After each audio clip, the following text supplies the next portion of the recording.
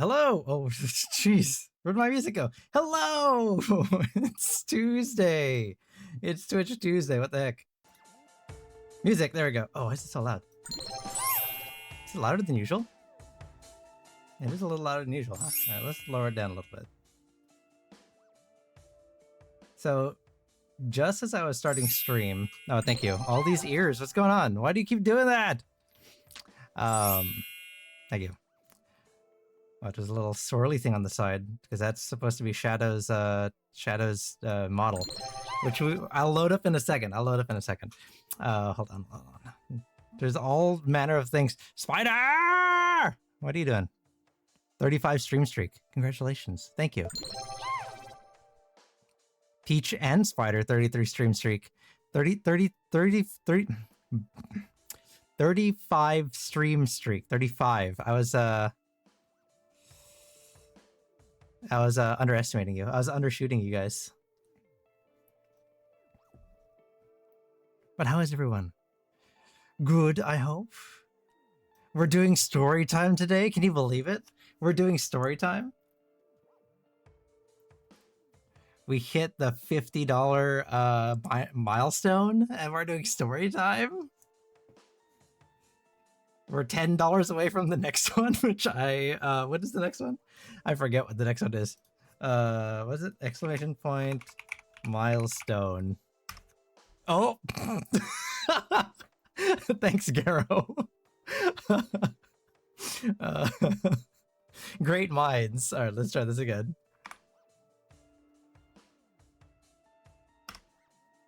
There we go. Okay. So we're $10 away from you being able to activate beach episode toggle, Soren. Beach Soren, it will be at your command if we unlock that at the $75 mark. So that's fun. You know what I forgot to do? So all these technical difficulties, of course, because I was working on getting stream set up because we have some special production value going on for today's stream, courtesy of many ideas from Shadow. But ow! Thank you. But as I was doing that, I realized there were some broken links for my background music and stuff like that, so I had to fix those. I don't know if I can fit any more down my throat. And it looks like we have the soundboard is up. So yeah, have fun with that, guys. Streamer bot. Let me make sure. It seems like it's on. It looks like I don't have to log in for it to launch, so I'll launch it just in case. Yeah, you guys are connected. I can see you guys connected to my sussy soundboard. But how is everybody? I hope you're doing well. This is week four of our donation campaign. As you can see here, the milestones just keep getting beat. We have 3 more streams for the month. We have this one, we have Thursday, because we're doing a special Star Fox stream, and then we have next Tuesday, which is also going to be a collab with Garo. So that's going to be a fun one. This week, as you can see, we are doing, I can't say that word. This week we are doing a collab with Shadow. Not the Shadow who's in stream right now, apparently. Shadow Kawa. We're going to do Star Fox on Thursday. Yes, Shadow Kawa. But yeah. So we have 3 more weeks to blaze through these milestones and support Trans Lifeline. As always, I have to do a little plug. We are raising money for Trans Lifeline because this year their campaign theme is Make Space, and I always try to make sure that our little corner of the internet here on Twitch and in Discord is a welcoming, safe space for everybody. So what better way to honor that mission than to help raise money for their cause? Trans Lifeline runs a national peer support and crisis hotline that is entirely trans-led and trans-operated.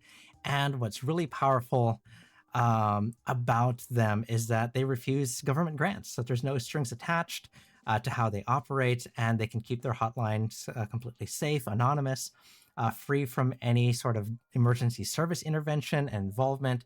It's just pure, direct community care. Oh my gosh!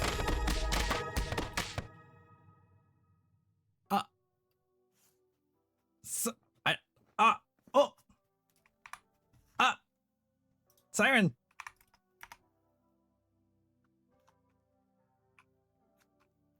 Siren? Well, well, well. Looks like Shad Surokawa No, just Shadow. couldn't resist subscribing to the siren's call for a whole month. I'll make sure to keep things interesting for them. Winks. Oh, well, now I know who this other Shadow is. I don't know if that was the right I don't know if that was the right thing to say, Siren. I think you need to get out of here before you get beat up. Whoa, okay. Yeah, that's Shadow. Oh boy, how am I gonna do this? Because there's Shadow, who's like the Shadow I know, and there's you. I guess Shadow Kawa? Should I just call you Shadow Kawa? Kawa, I'll call you Kawa. Okay. By Kawa. Kawa. But yes, so before I was so rudely interrupted by getting pummeled by my own tarot cards, Kawa, I was saying in the past, Trans Lifeline has been able to provide micro grants that give direct financial aid to trans folks for legal name changes, healthcare, things like that. And they had need to stop that in the past due to a lack of funding. But in recent years, they have been able to get that back up and running. So hopefully they can do that again with our support. So if you have some of the resources and you have some availability to do so, you can do !charity or !dono, and that'll give you the link to the Tiltify. Thank you. All right. So let's see if we can get this. Let's see if we can get this fixed up here. Let's see if we can get Shadow in the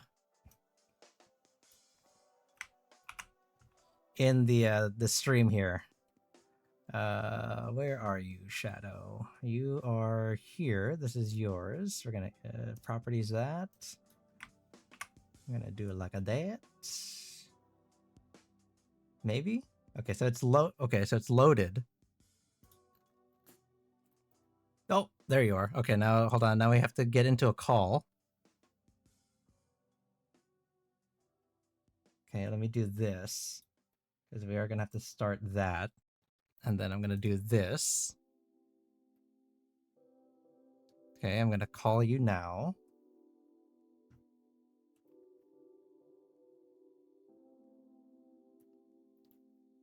There you are. Hello. All right, let me make sure that Discord is up and running so people can hear you. It is not. You're muted. All right, try that again. Hello? There you are. Okay, so I think I can hear you. I don't know if chat can hear you. Chat, can you? There, I think Garo can hear you. So I think we're good. Awesome. All right. Rocky, hello. Hi, Rocky. My raid didn't work due to scuff, but the Cat Cafe raid has come to experience the fanfic read. Ooh, thank you for the raid. Even though it's unofficial, I guess technically according to Twitch. But hello, welcome. Yeah, we are going to read the story soon. But since you're here, Rocky, let me get my stuff. Hold on. Okay, let's see. I don't know if this is gonna come through all messed up for you, Shadow, because Discord has its own like noise filters. So it's okay. I'll just picture it in my brain. I don't know.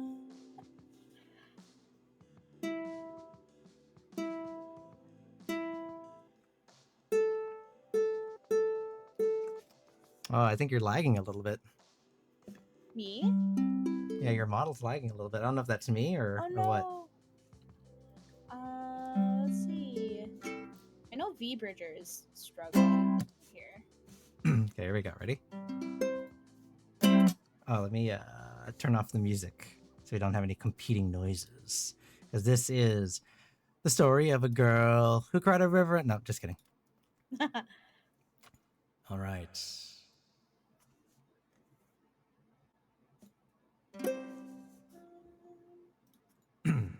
I think we did this last week, but it was an early birthday, and then we somehow accidentally caught someone's actual birthday while we're singing it. So, Rocky, this is officially for you.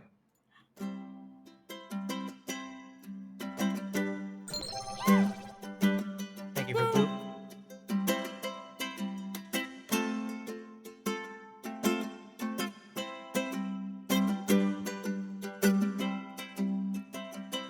Happy birthday to you. Happy birthday to you. Happy birthday, dear Rocky. Happy birthday to you. Happy birthday to you. Happy birthday to you. Happy birthday, dear Rocky. Happy birthday to you.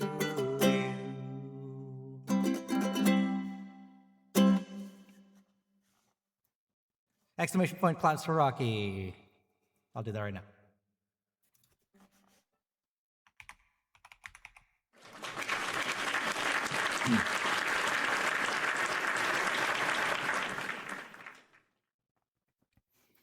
And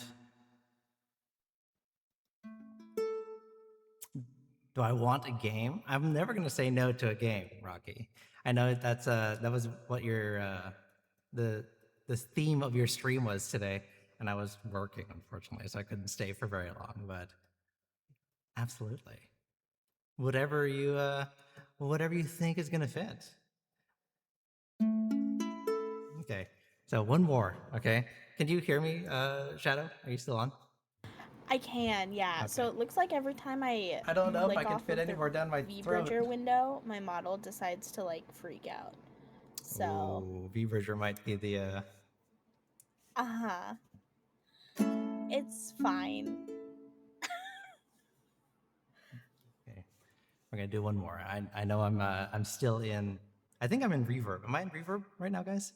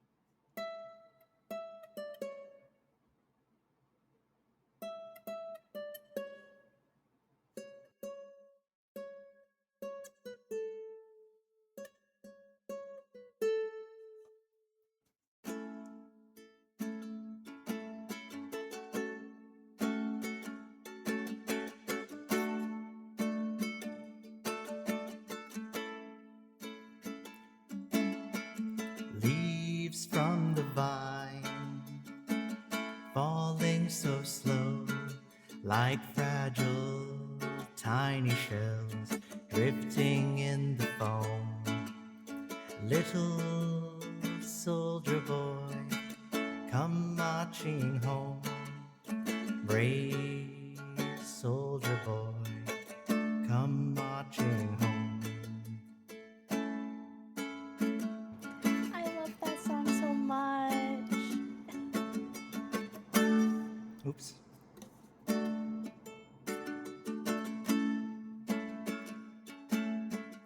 Ash in the snow, so slow, like fragile, broken hearts with no place to go. Gotta scroll down. Little soldier boy, come marching home. Brave soldier boy, come marching home. Yay! I don't have a clap, but yay! I was like, okay, that's the only song I know that I can play from the universe, which There's not a lot of songs. Well, Which- you could do Secret Tunnel. oh, you know that do I one? know Secret Tunnel? Hold on, let me see. What's Secret Tunnel? I feel like the chords would be relatively easy. I mean, Secret. okay, that's coming from somebody who doesn't really play any instruments anymore. So Secret. Okay, if I could spell it right, Secret Tunnel. I'll use autocorrect because I can't. Okay, let's see. It is E. Okay, maybe.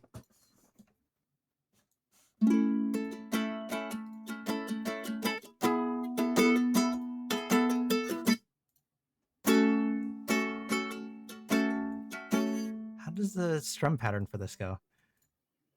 I don't even know how the song goes. It's like Secret Tunnel. All right, so maybe we just skip to the Secret Tunnel through the mountains. secret tunnel. Let's see, it goes Perfect. secret tunnel, secret tunnel. Secret tunnel. I don't know if we're in sync, but through the mountain, secret tunnel. yeah. And it goes two lovers destined. See, I don't even know what I don't remember how the. Two lovers forbidden from one another. A war divides their people. A mountain divides something them apart. Build a path to be together. I have to listen to it. I don't know how this goes. There's only 3 chords, and I don't think they're right. Yeah, Spider, so, how do you not know the song, Sword? I mean, okay, look. I watch book 3 more than any other book. Mhm. That's the best one in my opinion. That's the best ones, right? I mean, by far. okay, look, it's got Western Air Temple. Oh, let me turn my music back on. Western Air Temple. Hello, Zuko here. That one, right? Like that's the best one. And then it has Painted Lady, which I love. I love Painted Lady. That one's so good. It has, what's the other one that I really like? The Puppet Master. That's a great one. That one's such a it's so creepy. Like when you're a kid, it's so creepy. Uh-huh. I love it. And then what else does it has? Sokka's Master, which I love. Yeah. Get so much character development from that one. It has, what's the other one I really like? The Southern Raiders. That's a good one. The Katara revenge story or arc. Love that one. And Zuko realizing that she's could be way more terrifying than she Uh-huh. lets on. Then what else? There was another one I was watching too. Which one was it? It'll come to me eventually. But then the Ember Island players, of course, classic. So book 3 is like the superior book, right? Yeah, it's just like banger after banger after banger. It's so good. Exactly. So, I just like what I like. And, Secret Tunnel is just not in that book, unfortunately. Yep. Caro, fake fan. Oh my god. Yeah, that's why I was like, all right, I have to defend myself here. Hold on. All right. So we are going to read, I guess it's technically a fanfic. Why did I say technically? It is a fanfic. It is a fanfic. So do you want to cue this up? Do you want to give like a little preamble so people know kind of what's going on here? Yeah. So this is an Avatar: The Last Airbender fan fiction, as we've established. But it is set in an alternate universe. So this is like if the 100-Year War never happened. So little like background context that the fic doesn't give right away, but like uh I almost said Soren, Fire Lord Soren. Uh-huh. Yeah, yeah, yeah. um Fire Lord Zozin, he still had a war, but he actually just like he was stopped at some point. So there's like some lead ups and everything like that, but essentially Prince Zuko is still the uh is like the crown prince heir right now, and it's a time of peace, and they have a summit, like a trade summit every year, like in honor of that peace, and it goes through like the different like four nations, and this year it so happened to land on the Fire Nation. And our main character Liz, she is half Fire Nation, half Southern Water Tribe, and she is a firebender as well, but she was raised in the Southern Water Tribe, and her uncle, who is an ambassador, is like, let's go to the like come to the summit with me. So she is an attaché to him to the summit, and that's where the fan fiction opens. I don't So know if there's, should I say more? I don't know. I think that's good. I think that's good. So Yeah. I have not read any of this. Like I've tried to avoid it. So this is a true kind of blind reading, which I don't know is like probably the best play here, because usually if you do like a audiobook production, usually the person reading it kind of knows. But I'm just gonna be making it up as we go along. Not Liz. Shoot. Oh my god. Shadow has been so kind as to provide me a copy that has like highlighted parts for the different characters. And luckily for me, there are only 4 characters that I need to really worry about. One of which Mhm. I don't have the voice, because you'll be voicing your own character there. Mhm. Unfortunately for me, 2 of the 3 voices I have to narrate for are well established voices. One of Fire Lord, it's not Fire Lord, he's not Fire Lord right now, Prince Zuko, Dante Bosco, who I cannot do Ooh. an impression of, Oh, and then we love Dante Bosco. one of Uncle Iroh, who had 2 prolific voices, both of Mhm. which I cannot do a an impression of. And then the third one is another original character who I Mhm. think I know what the kind of personality and character is, Mhm. but we're, like I said, we're just gonna kind of make up a little bit of this as we go. Like I said, we do have a little bit of stage production going on here, which Shadow does have some control over. I granted her her own special stream deck that she can control parts of the stream on. Let me transition us over to the story time scene, which isn't going to look too different, guys. So give us a second here.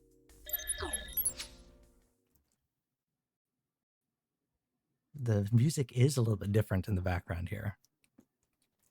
So Shadow as a, oh wait, actually don't change it yet. Okay, But just you let me know when we're, I guess, starting, and then I'll change it. okay. But So you did write kind of like this first page, this first pager over here. Is this something that Mhm. you want me to read, or is this like just notes for yourself when you um did the preamble? Like, how did you want to do this? yeah, it was kind of more notes for the preamble. I thought you were going to read it, and then you asked me, so I just kind of did it. But let me just see if there's anything I missed. Um, um, because I think it also like kind of gives a little too much at the same time too. Hmm. But I'll read the first paragraph and then just kind of go over some of the differences in the show, or differences in the fan fiction, because there are differences. So with the No 100-Year War, a lot has changed, but a lot has also stayed the same. So uh, Liz is a half nation, or excuse me, is half Fire Nation, half Southern Water Tribe, and to the quiet discomfort of nearly everyone, a firebender raised among waterbenders in the bottom of the world. When her uncle and the Southern Water Tribe's ambassador brings her to the Fire Nation as his attaché for the trade summit of the Elemental Nations, I can't read. Oh, this is bad. If I can't read, this is bad. She expects a month of council chambers, treaty signings, and fancy noblemen. She does not expect to meet the crown prince of the Fire Nation. And so some of the differences, the biggest difference, no 100-Year War. And that single change has a ripple effect, obviously. Some things, just for story wise and what I want to do, I kept it the same, but I tried to make like a reason why I kept it the same. So, like, why is Firelord Ozai the Fire Lord? If there's no war, like, wouldn't that be Iroh? So, like Iroh stepped down because to like further his like more like cross nation relations, and there's some other reasons but like behind that too, but I don't want to give like too much away for my fan fiction, so we'll see. But the four nations live in a real, if not carefully maintained, peace, and the trade summit is the centerpiece, a yearly gathering that rotates among the nations because there is no war. And then in parentheses on this document, I wrote in Bossing Say, JK, There is no because there's war in no Bossing war. Say.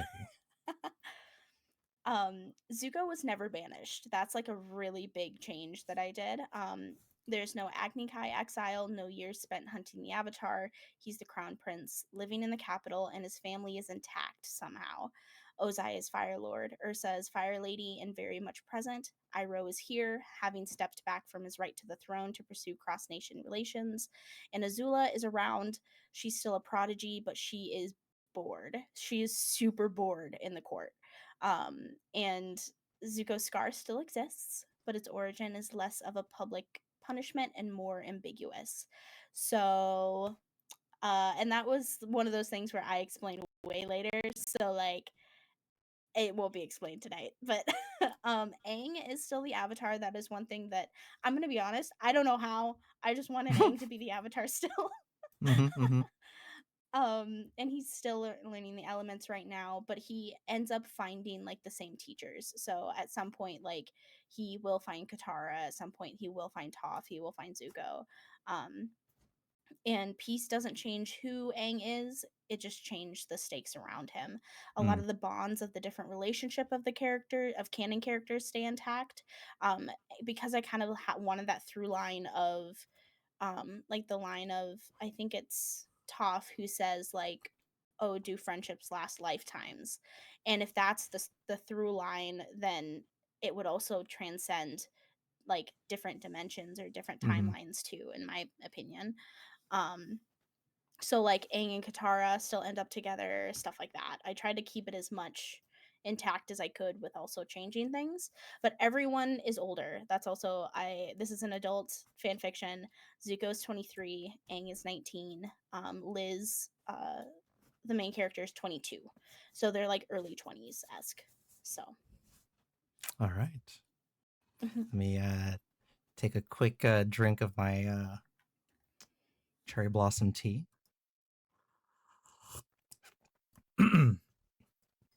let me get into costume.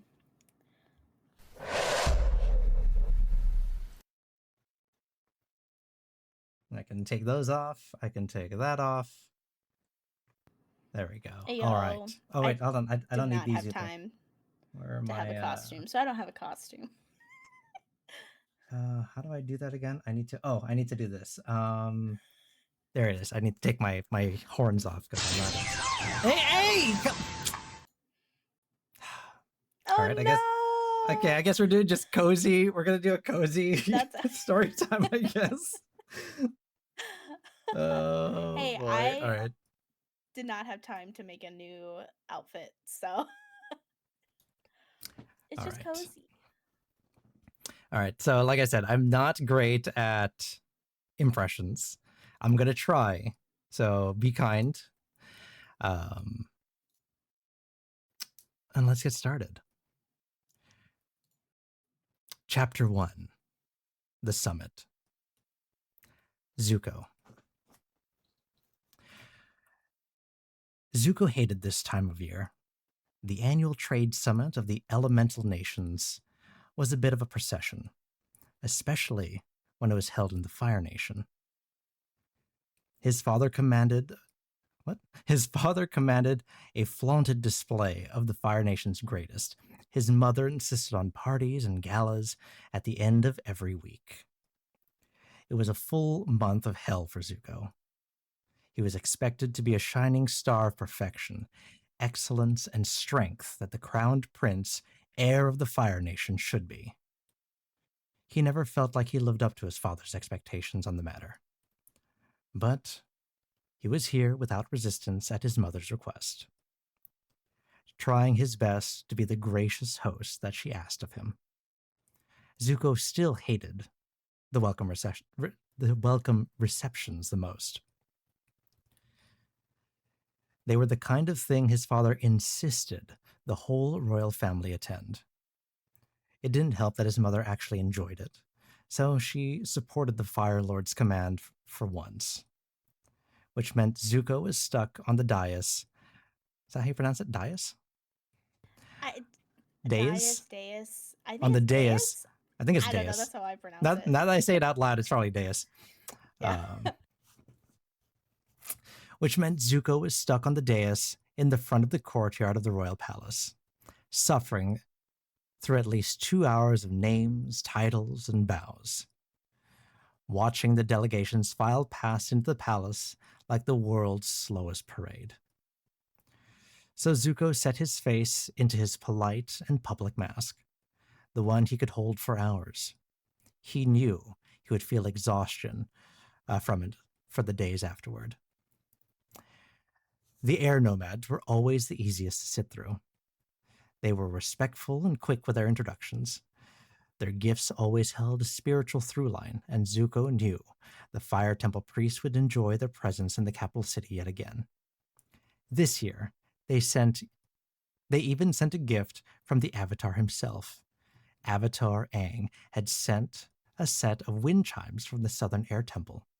Sky Bison figurines hung from by thin threads that knocked together against the chimes, creating a bright, playful sound that was refreshing to hear amongst the pomp and circumstance. Zuko's mother adored it and said she would put it in the garden by the koi pond.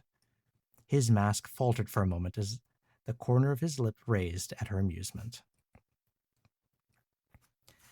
Earth Kingdom delegates were almost as boastful, if not more, than the Fire Nation politicians that Zuko knew.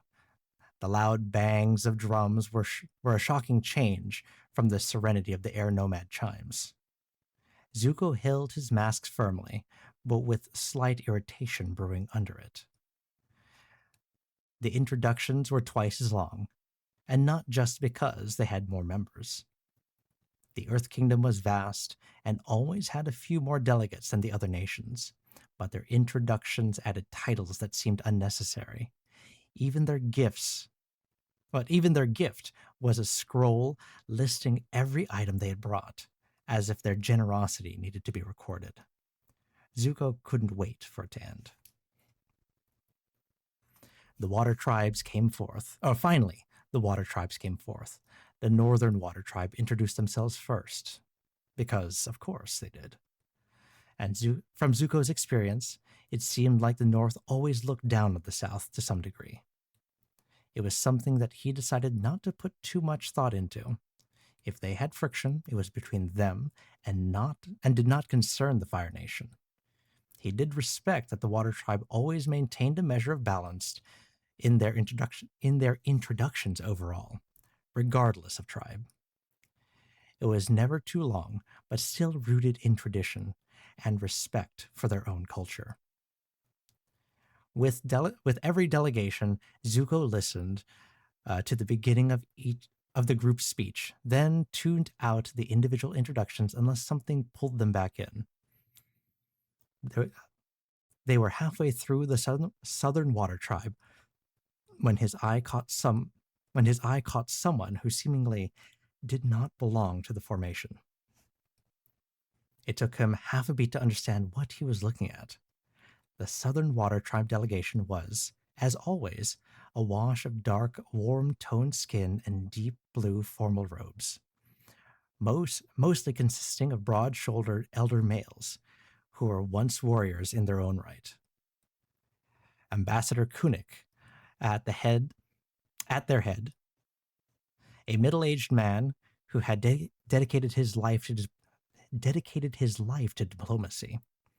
Zuko did not know the man well, but he seemed like a respectful and fair diplomat. Zuko had met him formally during the other summits he had attended when he was 16. And then, a few rows back, the focus of attention was a young woman whose skin was fair, pale in a way that almost no one in the Water Tribe was, especially among the nobles or delegates Zuko had seen pass through the capital. She did not match the formation. Her eyes, the eye found her without trying. Her hair was dark, like the others around her, but it held the black shade of the Fire Nation, not the deep brown black of the South. He had, for one moment, the impression that he was looking at a Fire Nation woman who had been placed among the foreign delegates. She bowed with the rest of the group, and she looked up. Oh, and as she looked up, sorry, I'm like also reading chat. I'm getting a little distracted here. If you need to take a moment, you can like look over. Also, I have to like a lot for you to read, so I have to move the script really quick. Hold on. Yeah. Because it's on like the side of my screen, so I'm gonna move it right now to the middle, so it's a little easier for me to read.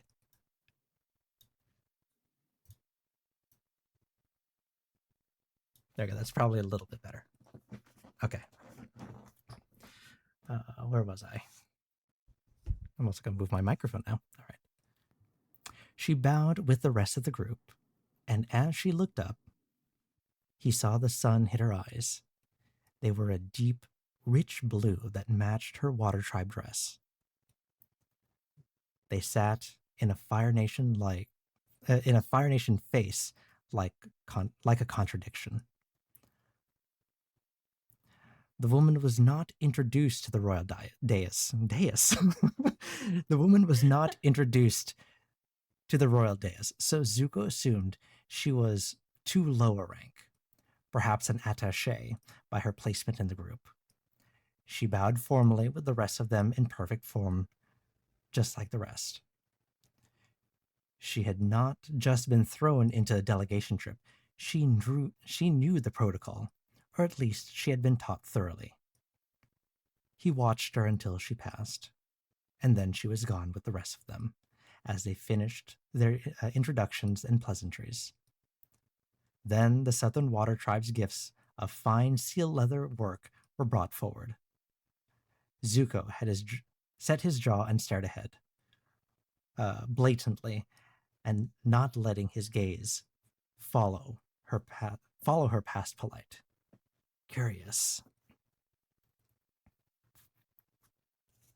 I'm like trying to get that little gravel that Dante Bosco has, and I just and he's also like a little breathy, and I don't know how he does that. Yeah, I have no idea, dude. It's crazy. How would he? Is one word? How would I do that? Curious. Curious. I don't know. We'll figure it out as he has more lines. Curious. Yeah. That was all she was, nothing more. He had noted her face because she had broken the norms of the Water Tribe. She was a curiosity at the summit, and the capital was full of curiosities at this time. They came and went. Zuko was used to it by now. It was the next afternoon that Zuko saw her again. He was passing through one of the wings that held the small councils and meetings that the nobles had been using before the summit. On his way to the meeting with his uncle Iroh, he spotted the Water Tribe delegation inside, drafting some treaty that they had planned to bring forth to the Fire Nation specifically. It was this type of session that would normally run for hours and get nothing done quickly. It was expected to keep doors open during these meetings as a show of trust between nations, not to mention the late spring heat of the Fire Nation Islands being brutal for most foreigners. Zuko had just so happened to be crossing the corridor outside. As he passed, he saw her from the doorway and stopped.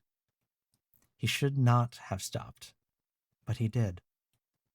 The woman was seated at the end of a long table beside Ambassador Kunik, with a scroll neatly in front of her. An inkwell was placed near her elbow, and in her hand was a whalebone quill. She was taking notes. She did not speak as the senior diplomats bounced statements back and forth. Her face was patient. Still face of an attaché who had not been called upon. Zuko was about to continue walking when one of the senior Water Tribe envoys spoke up. A man that Zuko had met maybe twice. He said something along the lines of proposing a shipping accord, which was common between the Fire Nation and the Southern Water Tribe since their naval waters overlapped. The phrasing that the man had used was a correct tone and legal idiom for the Water Tribe, but in the Fire Nation, it would have been read as an insult. Zuko caught it immediately. It was a kind of error a senior should not have made. The man had spent long enough time among the fire diplomats to know better. It was something Zuko marked for himself in case it came up later in the meeting. That would take place with him and his father present. He took a step to leave, but stopped again when he heard her speak. Forgive me, Ambassador. Zuko saw her glance at Kunik, as if asking for permission to speak, and he nodded. She had not interrupted the older envoy. She had waited until he finished his sentence, but the room still paused in surprise at her when she finally spoke. She waited until everyone was paying attention. It was only a moment. Her voice was quietly respectful, but not shy. It held an air of confidence that didn't need the extra volume. The phrasing in Clause 5, she said, and repeated the very sentence the envoy had spoken. It would be heard differently in this court than in ours. With respect, I would suggest this. She continued with a slight shift of wording. Zuko's eyebrow twitched, almost a raise. The room paused, and Kunik smiled slightly as if he was impressed, but didn't want to let the others know exactly how much. The two Fire Nation diplomats who sat at the other end of the table actually looked at her now. The older woman, someone Zuko knew as a long-standing member of the Fire Nation court, nodded slightly and pursed her lips in quiet surprise. That was a good sign from her. The session moved on. Zuko stood for one more beat before he finally decided it was time to continue down the corridor before anyone saw him standing there. She had not seen him. No one had, as far as he was aware. Zuko was not sure why he stopped to listen to the conversation. He told himself it was for the principle of open relations, that he had stopped because he had noticed the phrasing was wrong, and any well-trained Fire Nation noble would have done the same. He was the crown prince, and during the summit he was welcome to any of the meetings beside the ones that the Fire Lord himself told him not to attend. He could have stopped and listened to the whole meeting if he had wanted to. He also told himself that she was not just a low-ranking attaché on a trip to learn. She had been sent to a foreign court because she was well-trained enough to speak not only on Water Tribe matters, but also knew the Fire Nation court. Someone had taught her. Someone who knew the Fire Nation court, maybe even more intimately than Kunik. the timing of it, the way the phrasing was, the kind of correction that did not embarrass the speaker or the person being corrected. That held a respected voice of honor for both parties. It made him more curious about her, and he tried to let it go. Zuko told himself he had forgotten about her. That when he filed her away as a curiosity and nothing more. Or that he had filed her away as a curiosity and nothing more. Until he saw her again on the 5th day of the summit. It was an accident. Even more so than the second time. He was walking back from the eastern trading yard at mid-morning. His dark hair had been pulled back into a knot that had loosened after his training session with his uncle.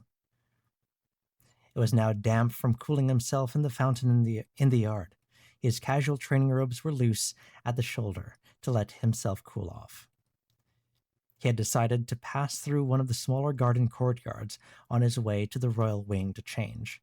He didn't normally take this path, but with a number of nobles and dignitaries roaming the halls, he wanted to minimize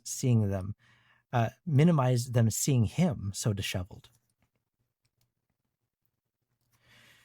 Zuko heard voices as he passed under the small willow tree that sat as the centerpiece in this particular garden. Stopping at the curve of the path, he glanced over when he heard her laugh. He stood there, sitting on a low stone bench in a sunlit corner next to Kunik. The man had a small lacquered box of something, sweets possibly, or small spiced fireflakes, and the two of them were sharing it in such a casual way that told Zuko they had been doing this for a long time. The woman had pulled her legs up under her on the bench. Her shoes were set aside so she could position herself comfortably. Her dress was not as formal as the one he had seen her wear, but still appropriate for the palace. She looked comfortable next to Kunik. The correctness of her posture gone entirely. A couple of strands of her hair were slipping from her braid. Zuko couldn't help but notice the details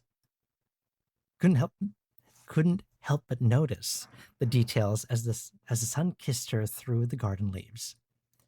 Kunik was telling her something, and he looked just as casual with her, telling a story with his hands that made her laugh.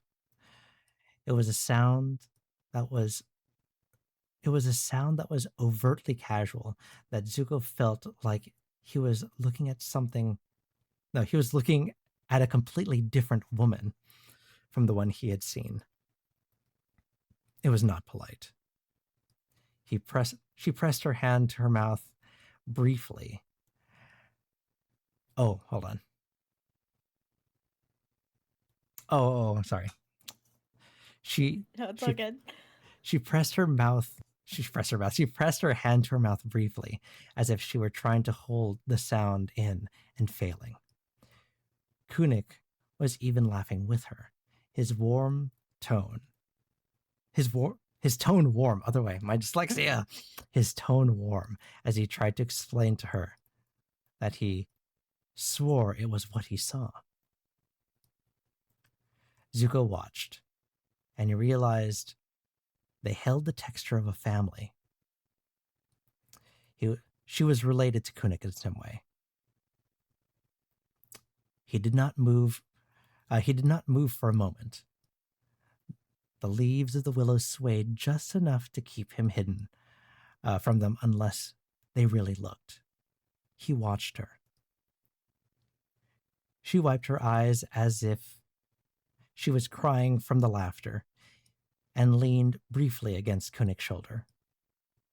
He watched as Kunik patted her hand gently without looking. It was the gesture of a man who had done so 1,000 times and would do so 1,000 times more. It was something that reminded him of the way his uncle would squeeze his shoulder lovingly. Quickly, he saw her grab another sweet from the box and pop it into her mouth. She grinned at Kunik, And then she said something that Zuko didn't catch, but it made the Water Tribe man throw his head back in a bellow of laughter. Zuko understood, seeing her like this, that he had been looking at the wrong version of her in the royal courtyard and the council chamber. She was respectful, capable, and polite, but that was not all to her. He found himself wondering exactly who that person was underneath all the masks. Masks were very common in the court, but seeing past them to the face that seemed truly genuine was not. Zuko was, at 23 years old, a Fire Nation prince who had been trained to recognize the difference between a person performing and a person being themselves. It was a trait his uncle Iroh had told him would keep him afloat in court, and maybe even save his life one day if it came to it. He was not prepared in that quiet, sunlit moment for how genuine she seemed underneath it all. She was not performing during the summit, he realized. She was surviving. His brow furrowed. And he let the realization that she was similar to him in that regard. But hold on, let me take that again. Rapid from the top. His brow furrowed, and he let the realization that she was similar to him in that regard sink in. A flicker of something fluttered in his chest, and he took a step back. They still did not see him as he moved away in the opposite direction, soundlessly, in the way he had been trained to move as a warrior. He took the path that did not pass back through the garden, and past 3 air nomad monks who looked at his disheveled robes and politely looked away. He was lucky those were the only guests he saw, but he found himself too lost in his thoughts to care. As Zuko got to the royal wing, he stopped in the corridor for a moment. He stood still for what he thought was a few moments, but had actually been several minutes in an empty hallway. He let himself breathe deeply, the flicker in his chest not going away. He didn't have a word for what had happened to him in that moment, but Zuko had decided on 2 things. Firstly, he was actually going to attend his mother's gala this year, which was held the first week of the summit. It was something he usually skipped because mingling was something he despised, and the event was entirely optional. Secondly, he was going to stop pretending he had forgotten about her. That curiosity had stopped being a curiosity some time ago. Yay! End of chapter 1. End of chapter 1. I can read the AU secret too if you want. Go ahead. So I have at the end of each chapter, I have like AU secrets or like alternate universe secrets, and this is the first one. The Trade Summit of the Elemental Nations does not exist in canon Avatar: The Last Airbender. It's an age of peace institution that only became possible because the 100-Year War never happened. It's hosted on a rotating basis between the 4 nations every year, and the last time it was held in the Fire Nation capital was 4 years ago. In nations with more than one location, water tribes, air nomads, it rotates per year. For example, in each water tribe year, the summit switches between the North and the South Pole, like bi-annually, but it's every 4 anyway. And the air nomads rotate through the 4 main air temples. So like Olympics. Yeah, exactly like that. Sorry, So, as you're reading, like I'm taking a bite of some mochi and drinking some tea. Yeah. So it's all good. It's a lot of reading for you, so I get it. I signed up for this. Semi-biannually? No, wait, hold on. Semi-annual is every 2 years or every 6 months, right? I don't know. I trust Alex or Kawa. Oops. I doxed him. Dox. Oops. It's not like that's a common name. Because then wouldn't it be like semi-biannually? Because it'd be every every 2 years, 2 years. Yeah, because it would be because it's on a 4-year rotation through the nations, and then like so like the first rotation would be Northern Water Tribe, second rotation would be Southern Water Tribe, third rotation would be Northern, and so on and so forth. Does that make sense? It does. I just don't know what the word for it is. We're gonna find it. Yeah, I don't know. Alec So, or Kawa, look it up. docs. Oops. I'm sorry. On my stream, I just call him Alex. So, while I am recuperating a little bit and eating my mochi, I have 4 mochis. So I have one for every chapter. Ayo. Oh, perfect. Is there any ask the author? Mm-hmm. Any Yeah, the questions? No, first you guys don't have chapter is to, the but you only have the author one. here. Yeah. First chapter is the only one in Zuko's point of view. So far. Biennial is is every 2 years. Okay. No understanding of the source material. Oh my gosh, we need to fix that. Mm-hmm. I will say I can give you this. The way I write Zuko's point of view is different from the way that I write Liz's point of view. It's a different cadence. I don't know if that's interesting to anybody, but Well, the next chapter is written from Liz's perspective, so let's see. mm-hmm. And Soren, if you, I know this is a lot, but if you want me to like pick up at any point, just let me know. I was thinking, I was like, oh, maybe I'm gonna ask her to read some of the narration. Yeah. But let me see if I can get through chapter 2, and then maybe we, about at the halfway point, maybe we look at it, and we'll see how my voice is faring. Yeah, for sure. All right, a little more Sakura tea.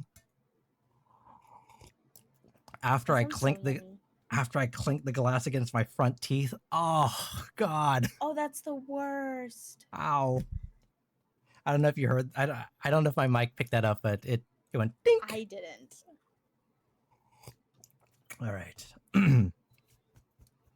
Oh, hot tea was not the play here. Like I'm sweating now because it's hot. It's summer. Oh no. It's the Fire Nation. It's I can the feel. Fire Nation. I can feel the heat from the background music. Oh yeah, I gotta change the.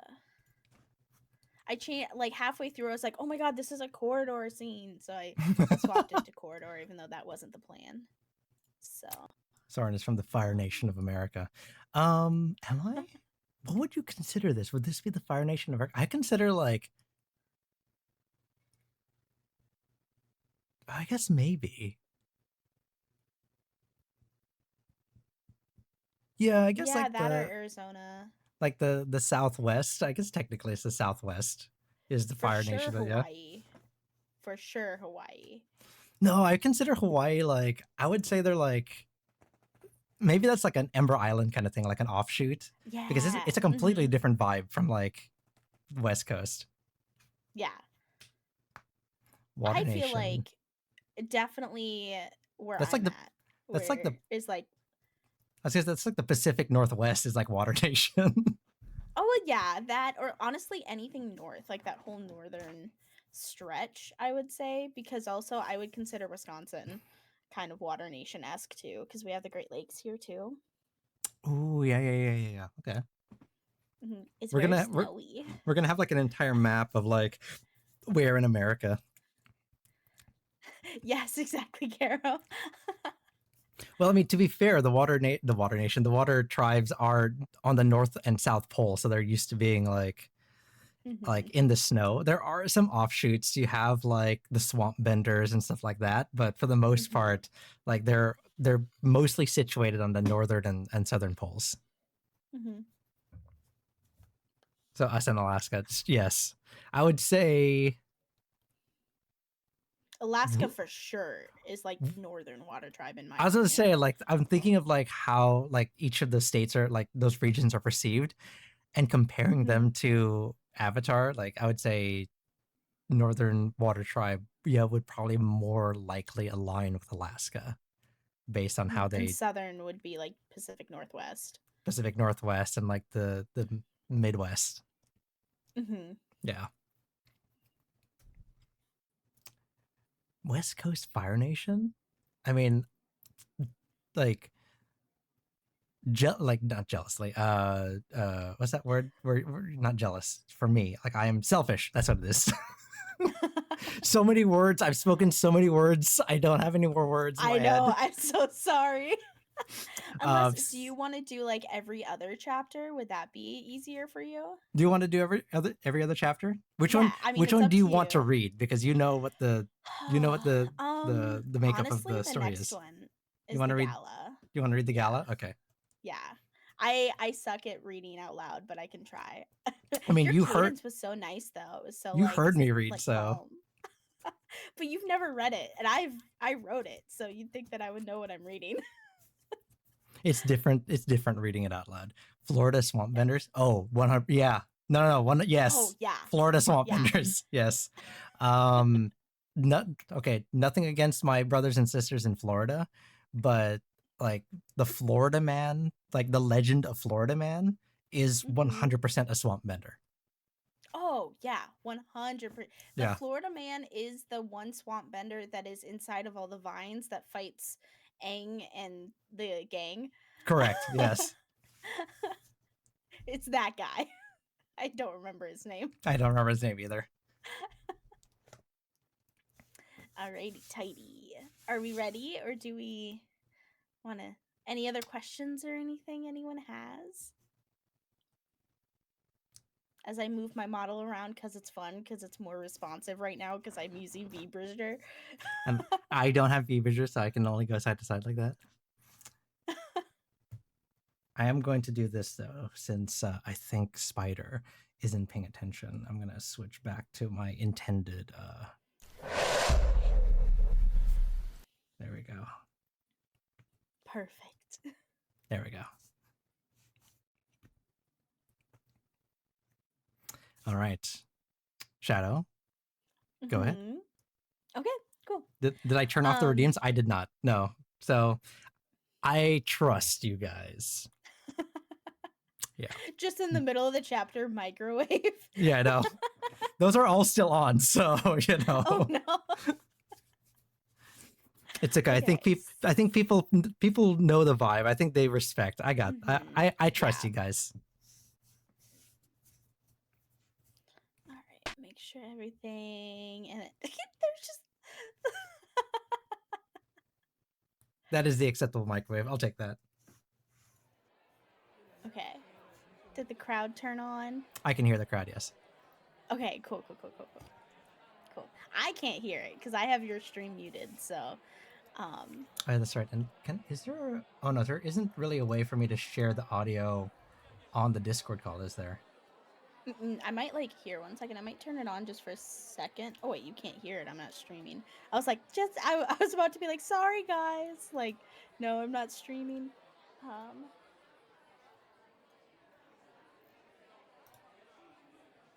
Oh, it sounds perfect. Okay. Perfect. Awesome. Okay. Okay. So, chapter 2, the gala. And this is in Liz's point of view now. The Fire Nation Royal Palace was unbearable in the late spring. The ballroom somehow was worse. Closer to what she imagined summer would feel like in the Fire Nation, or worse. Liz ran a finger across the high collar of her formal robes, trying her best to pull it away from her skirt. Oh my gosh. Liz, if I read too fast, please let me know, because I might read fast. Um, Liz ran a finger across the high collar of her formal robes, trying her best not to pull it away from her skin. She scanned the room for a fourth time. The fabric of her dress was Fire Nation silk, dyed a dark blue with silver stitching along the loose sleeves. It had been a gift from Kunik and her parents before attending her first summit. Her father had commissioned an old seamstress. Her father had commissioned an old seamstress to make a beautiful water tribe formal dress for the gala that would not suffocate her in the heat. It was only mildly working. Liz had been in the Fire Nation capital for 1 week, and as Kunik promised, the Fire Lady had put on the most grandiose gala that they had seen in years. That's Kunik. Oh yes. I'm like That's, yeah, I just wanted to remind you. as you're reading, I was like, all right, how am I gonna do his voice here? Because this is the first time I've seen any of his lines. I'm like, I have no idea. Yeah, and there's not a lot of about him at this point, so that's why I also gave you the little bit that I did. Mm. Well, he's definitely got a belly laugh kind of thing going on here. So let me see here. How do I, and this is your original character, so I'm like, I don't want to fuck this up. Do you want me to give you a little uh little vibe really quick Yeah, again? yeah, yeah. Go ahead. So he's fairly serious, but he does soften around Liz. Um Caro become another person. Um so he is like he's an ambassador. So like he is fairly serious. He's fairly like he's really protective of Liz. He's like uncle, but he's like serious uncle that won't always admit when he's being soft. Does that make sense? Okay.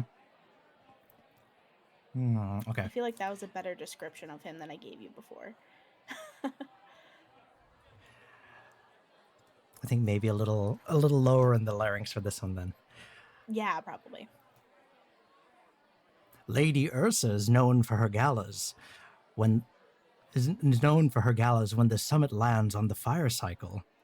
The Earth Kingdom noble ladies swear they could do better. But I don't believe them. Kunik, the Water Tribe ambassador, Kunik, the Water Tribe ambassador, who had also happened to be her uncle, had mused to her before they had left the apartments for the gala. Liz had not believed that a fire lady could outdo an Earth Kingdom formal party, but she had been proven wrong the moment she stepped into the ballroom. The royal palace ballroom was massive. Red pillars with gold accents lined the walls, firelit chandeliers hung from the vaulted ceiling, and everything was bathed in warm amber light, as if fire spirits were kissing the air above them. Nobles and diplomats were milling about in clusters, laughing too loudly to be honest about it, and drinking rice wine from golden cups that glittered in the firelight. Liz stood by a pillar off to the side, away from the commotion of the other attendees. Just because she had to deal with them in council chambers and treaty signings didn't mean that she had to mingle. Technically, yes, she was here to represent the Southern Water Tribe and their interest in cross nation trade. Sorry, I saw what Calico said. um, the Trade Summit of the Elemental Nations was a yearly coalition of just that, but she had more stock in it than just being an attaché to the ambassador. Practically, she was here because her father, Fire Nation born, Water Tribe by marriage, had insisted his daughter needed to understand both halves of her heritage. Liz had pointed out that he had made sure she understood her heritage just fine by teaching her the Fire Nation court etiquette like she was a diplomat. Not to mention finding out about her bending heritage by accidentally singeing his sealskin rug when she was 8. Her father had not laughed at her when she mentioned the rug, Oops. but spoke yeah, but spoke with Kunik the next morning about the arrangements for the trip. Now she was here, trying her best to flow with the rhythms of the Fire Nation court and survive the biggest summit in the world. Liz took a sip of her wine and grimaced, trying to hide the expression behind the golden cup in her hand. The wine tasted awful. She either was not used to Fire Nation drinks, which most likely was the case, or the wine was just bad. With every sorry, sometimes I realized what I wrote and I was like, okay, that is kind of funny. With everything being so grand, was most like, or with everything being so grand.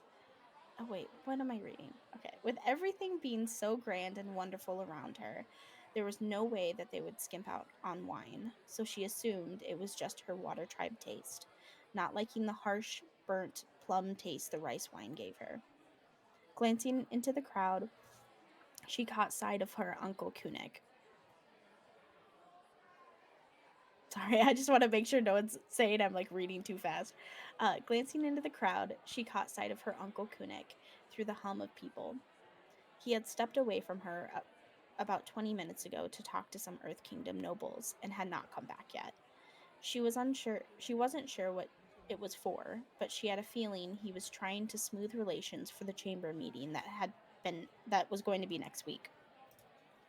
He had said that the gala was, on paper, supposed to be a mixing of the nations for cross-nation relations. But in practice, it was also a place it was also a place where under the table connections and conversations happened. It was the time to squeeze in your agenda before official meetings resumed, regardless of what the agenda was. Liz took a deep breath and swirled her wine in her cup as she stared down at it. The heat of the Fire Nation climate, the noise of the ballroom, the burnt plum taste in her mouth had stacked up over, and the blur. Oh my god! And oh my, I was, I read that weird. The heat of the Fire Nation climate, the noise of the ballroom, and the burnt plum taste in her mouth had stacked up over the hour until she couldn't stand at the pillar a moment longer. Kunik was buried in the crowd and wouldn't miss her for a while. Glancing up past her cup, she saw that there was a narrow door near the corner of the ballroom, half hidden behind a red banner. She had seen a couple of people step out and then back in from there, and she was Ooh. sure that wherever it led, it had to be cooler than here. Pushing off the pillar, Liz turned toward the doorway. She took one more glance behind her where Kunik was, confirming that he was still deep in conversation. She only took 2 steps forward without looking, thinking it would be okay, even in the crowd. Liz's shoulder met something solid, and the wine she had half forgotten in her hand sloshed up over the rim of her cup. A few drops caught the firelight as they fell, her attention solely on her cup as they did. Making a sharp, undignified sound, she tried her best to stabilize the cup and twist it away from whoever she had just walked into, praying that it had not splashed against them. Spirits, I'm sorry, I wasn't. The apology was out of her before she even looked up, and it had been a very casual apology, nothing with a bow or the careful practiced tone that Kunik had drilled into her for exactly this type of room. Just a reflexive sorry of someone who had nearly ruined a stranger's robes. Liz then looked up. Her eyes landed on the top knot immediately, her eyes catching the small fire crown that had Oh no. flashed against the firelight. Her eyes drifted down, a scar crossed the left side to the man's face before her. It was something that he did not hide. Her blood froze. It was Prince Zuko. Every diplomatic instinct every diplomatic instinct she had curdled into one cold thought. I almost threw wine on the crown prince of the Fire Nation. Liz stared up at him and braced herself for the reaction that was surely coming, the flat, royal displeasure, the cold dismissal, the small disaster that would end up getting to Kunik faster than she would have time to explain it to him. Things like this flew through a crowd like wildfire. It didn't come. Zuko looked at her for a beat too long, and she could have sworn she saw him compose the widening of his eyes. Then, instead of anything a prince should say to a foreign woman who had almost drenched him in rice wine, he said, You. You're the Southern Water Tribe attaché. it wasn't a question. It was almost like he was confirming it to himself, telling himself that she was in front of him, and not in a smooth way. Liz blinked. How How did he know that? She asked herself, searching his face for a moment. It was a composed wall. She was one person in the delegation and wasn't even properly introduced at the opening ceremonies. She didn't have an official title, and she had done nothing all week but stand in council rooms and follow Kunik around, watching how he handled the sessions. Besides one meeting, she had barely said a word to anyone but her uncle. But there was no accusation in the prince's words, no anger, just the strange, off footed certainty, like she had walked into the middle of a thought that he had already been having. I, yes, she said simply, glancing back down at the cup, then at the splashed wine on the dark floor beneath them, then back up at him. And I almost threw my wine on you. She stared at him for a long moment, and he did the same, as if he wasn't sure what to do or say. Liz tried to get her mind to work again, tried her best to think of what Kunik would recommend in this scenario. She came up with nothing, to her horror, because she knew what to do. She had been trained with her uncle for years. Honestly, it's better on the floor. Zuko said, completely flat and awkward, almost more like he was correcting a fact during a council briefing rather than making a joke. Liz snorted before she could stop herself, and her free hand flew up to her mouth to cover it. The corner of his mouth twitched as if he was going to let a small smile through. He killed it instantly, glancing off across the room away from her. His eyebrow rose a fraction as he looked back at her, and he pressed his lips together for a moment before speaking again. Most people lead with a bow. He said, again in that composed and flat register. Her eyes widened, and she realized that she, in fact, had not bowed to him at all. She had only apologized to him as if he had been a person she had bumped into at the marketplace. But in but by the way he was looking at her, it was as if he didn't want her to bow. She stared up at him a moment and thought about it, bowing to him. She knew she should, but she hesitated despite what Kunik and her father would want her to do. Her father would be furious with her if he ever found out that she chose not to bow to the prince based on a glint in his eyes. Most people are trying to impress you, she suddenly blurted. In that moment, she suddenly blurted, and in that Oh, moment, she decided to push away the polite protocol that Kunik had trained her. This was a risk, a big one. I'm just trying to survive this party. Her blue eyes shot back up to him, hoping he didn't get offended, hoping he caught the joke in her tone. Something then flickered across his face, there and gone so fast she couldn't catch what expression it had been. He glanced past her, toward the same half hidden door that she had been aiming for just minutes ago. Her own eyebrows rose a fair. So that was where he had been headed as well. The reason they had run into each other. Two people on the edge of the same party, both trying to get out of it. I, I'm leaving. He suddenly said, somehow flat and blunt at the same time. It was almost rude. He seemed to hear it the moment it landed, because he then half turned towards the door, then stopped and glanced back at her. The, there's air outside. It's better than this. He paused, as if waiting for her. He didn't ask another question. He just stood there, angled toward the exit, as if asking outright was a step further than he was willing to go, and he was hoping she would close the distance herself. Or maybe he was just giving her an out to refuse him. Liz looked over at the door again, then back at the prince who had not, against every expectation, had her removed for a near scandal. Following the crown prince of the Fire Nation out of his own mother's gala was, she was fairly certain, an extremely stupid thing for either of them to do. Spirits, Liz muttered as she set her cup down on a passing servant's tray. Zuko walked out of the gala. She followed. That is what I rewrote, by the way. I'm really proud of that one. Just looking. There's air outside. Yeah, literally, like It's I tried to make him so awkward because he is. you have no idea, Garo, but I was like, yeah, no, this is on brand. This is on character. Thank you.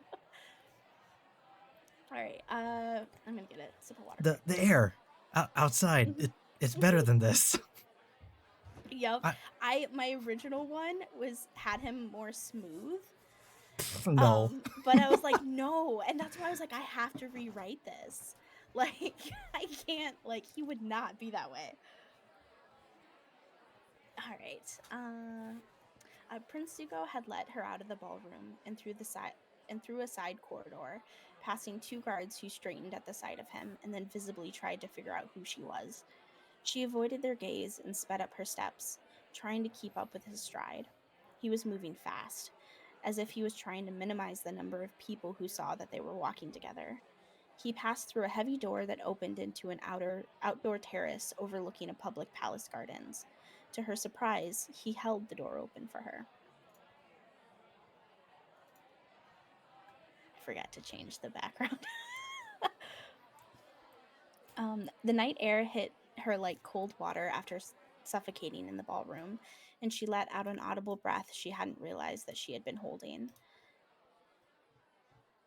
Oh, sorry, I was changing the crowd noise to be Oh, yeah. a little less since we're outside.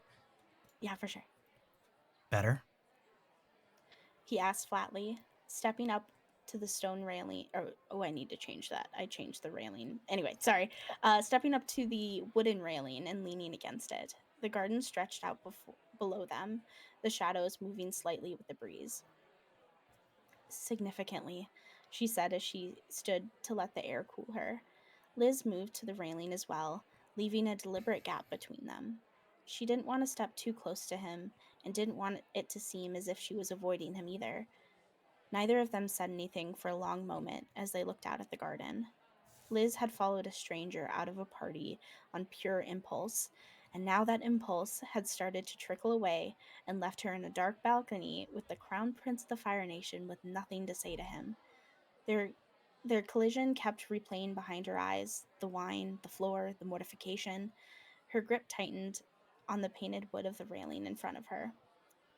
So, she said, because the silence had become unbearable to her at least. Do you always rescue strangers from parties, or am I special since I almost dumped wine on you? She asked. You're not special. It came out fast and flat, as if he didn't seem to weigh it before speaking. Then a moment later, he added, I just need an excuse to leave. And you look like you needed one too. Liz couldn't tell if he was being rude or just honest, and she was beginning to suspect that with him, the line between the two was a very thin line. So, I'm now your excuse to skip a party your own mother is hosting? That seems like a personal problem that you made my problem, Your Highness. She let the sarcasm coat her voice this time, glancing over at him as she ran her hand over the railing just to give it something to do. Zuko went still for a moment, and Liz just happened to notice his jaw tighten. For a moment, she thought that she had overstepped, but then quickly realized that he was trying to work out whatever she had taken, but then quickly realized he was trying to work out whether she had taken offense to his answer. She wondered if she should have been even more obvious about her teasing. Already, she wanted to take it back. She was being way too casual with him, and she knew it. Zuko finally settled for looking away from her. She won't notice. He said to the garden. There are a few hundred people in there are a few hundred people in there, and she likes to host.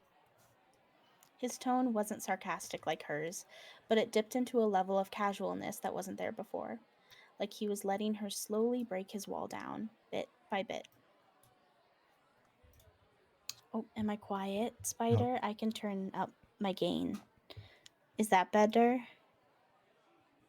and I might have to adjust something on my side too, because I do have Oh, some filters for that.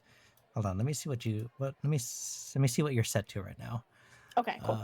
Because I have my limiter set to -15, and then you are set to no, your limiter is also set to -15, so we should be at Oh, the same gain okay, cool. I turned up my gain just a tad on my mic on your itself. side. Okay. Yeah, so let me know. Yeah, Okay, Garo. yeah, just let us know in the chat if like anything's too Hmm. quiet, too loud, because we're doing this live, baby. We got background Yeah. music, we got sound effects. You know, let us know. We didn't test this. This is Not at off the all. cuff here. Liz leaned her elbows against the railing and looked at the garden. The moon was full, and she stared up at it the way that she always did. She was never sure if the gentle pull she felt behind her ribs towards it was her heritage or her imagination. Her mother always said that it was the water in her blood. Her father said it was just what the moon did when it was full. She missed them both, suddenly and sharply. It was Zuko who broke the silence this time, which surprised her. What does a Southern Water Tribe attaché actually do at a trade summit? He asked stiffly, like the careful effort of a man who had been told repeatedly to make conversation and was trying to attempt it now. Liz almost smiled at how visible the effort was.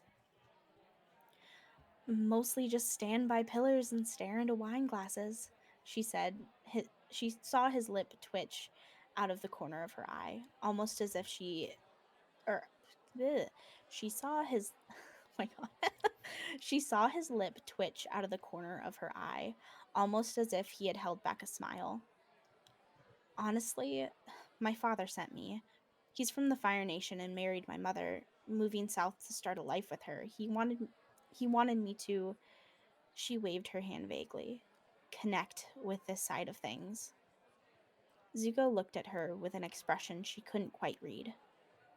A Fire Nation father, a Water Tribe mother. Like you haven't noticed, she said, gesturing at her face. She held a smile that didn't reach her eyes this time. I get stared at a lot here. People can't figure out what box to put me in. Zuko was quiet for a moment. Then, almost too quiet to catch, he said, I I know the feeling. Liz saw his hand start to move, drift up towards the scarred side of his face. He caught it suddenly and pressed it flat against the railing instead, as if the gesture had embarrassed him. She looked away quickly, pretending that she hadn't noticed. The silence that followed wasn't awkward, despite the way the night had gone so far. It was something else entirely. Two people recognizing something in each other and having the sense not to name it out loud. It was strangely comfortable. Liz broke the silence first again, because she was getting curious about him. So, is the Crown Prince allowed to just abandon state functions? Or is someone going to come arrest me for kidnapping you? She spoke in a light tone this time. My uncle will cover for me if need be.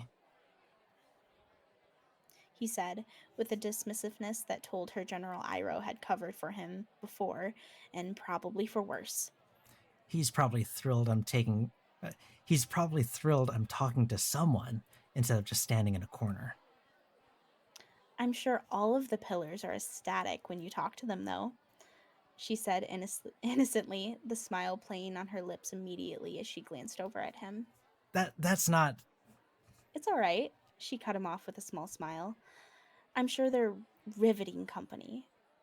He breathed out through his nose, not quite a laugh, but close to one, and turned to look at her fully. His amber eyes, now a pale sand color in the moonlight, moved over her face for a long moment, like he was trying to figure something out about her. You're not afraid of me. It came out before he seemed to decide to say it. It wasn't a question, and it carried a different weight to it, like he was genuinely surprised. Should I be? She asked, facing him as well. Her eyes matched his, and the gap between them seemed so much smaller. Her own heart was betraying her as it pounded behind her ribs. Wonderful, she suddenly thought as she realized the beat. Most people are. His voice was getting a degree softer with each beat of her heart. I'm not like most people here. Prince Zuko did not answer right away then. He just looked at her like he didn't know what to do with that, with her, and whatever conclusion he had come to seemed to grate against the composure he had been holding all night. You told me. You're not. Oh, hold on. Let me read this. Take it from the top. Yeah. You told me you're not trying to impress me. Liz rolled her eyes and straightened up off the railing to look at him better. Even with him still leaning, he was still taller than her. Fine, she said. I'm not afraid of you, and I'm not trying to impress you. Zuko looked down at her and held her gaze for a moment. The moonlight danced across his face, and it seemed like the world held its breath for a moment. Even the distant music from the ballroom seemed quieter. You keep saying things you're not supposed to say. He said finally. It was not an accusation or a compliment. So do you, apparently.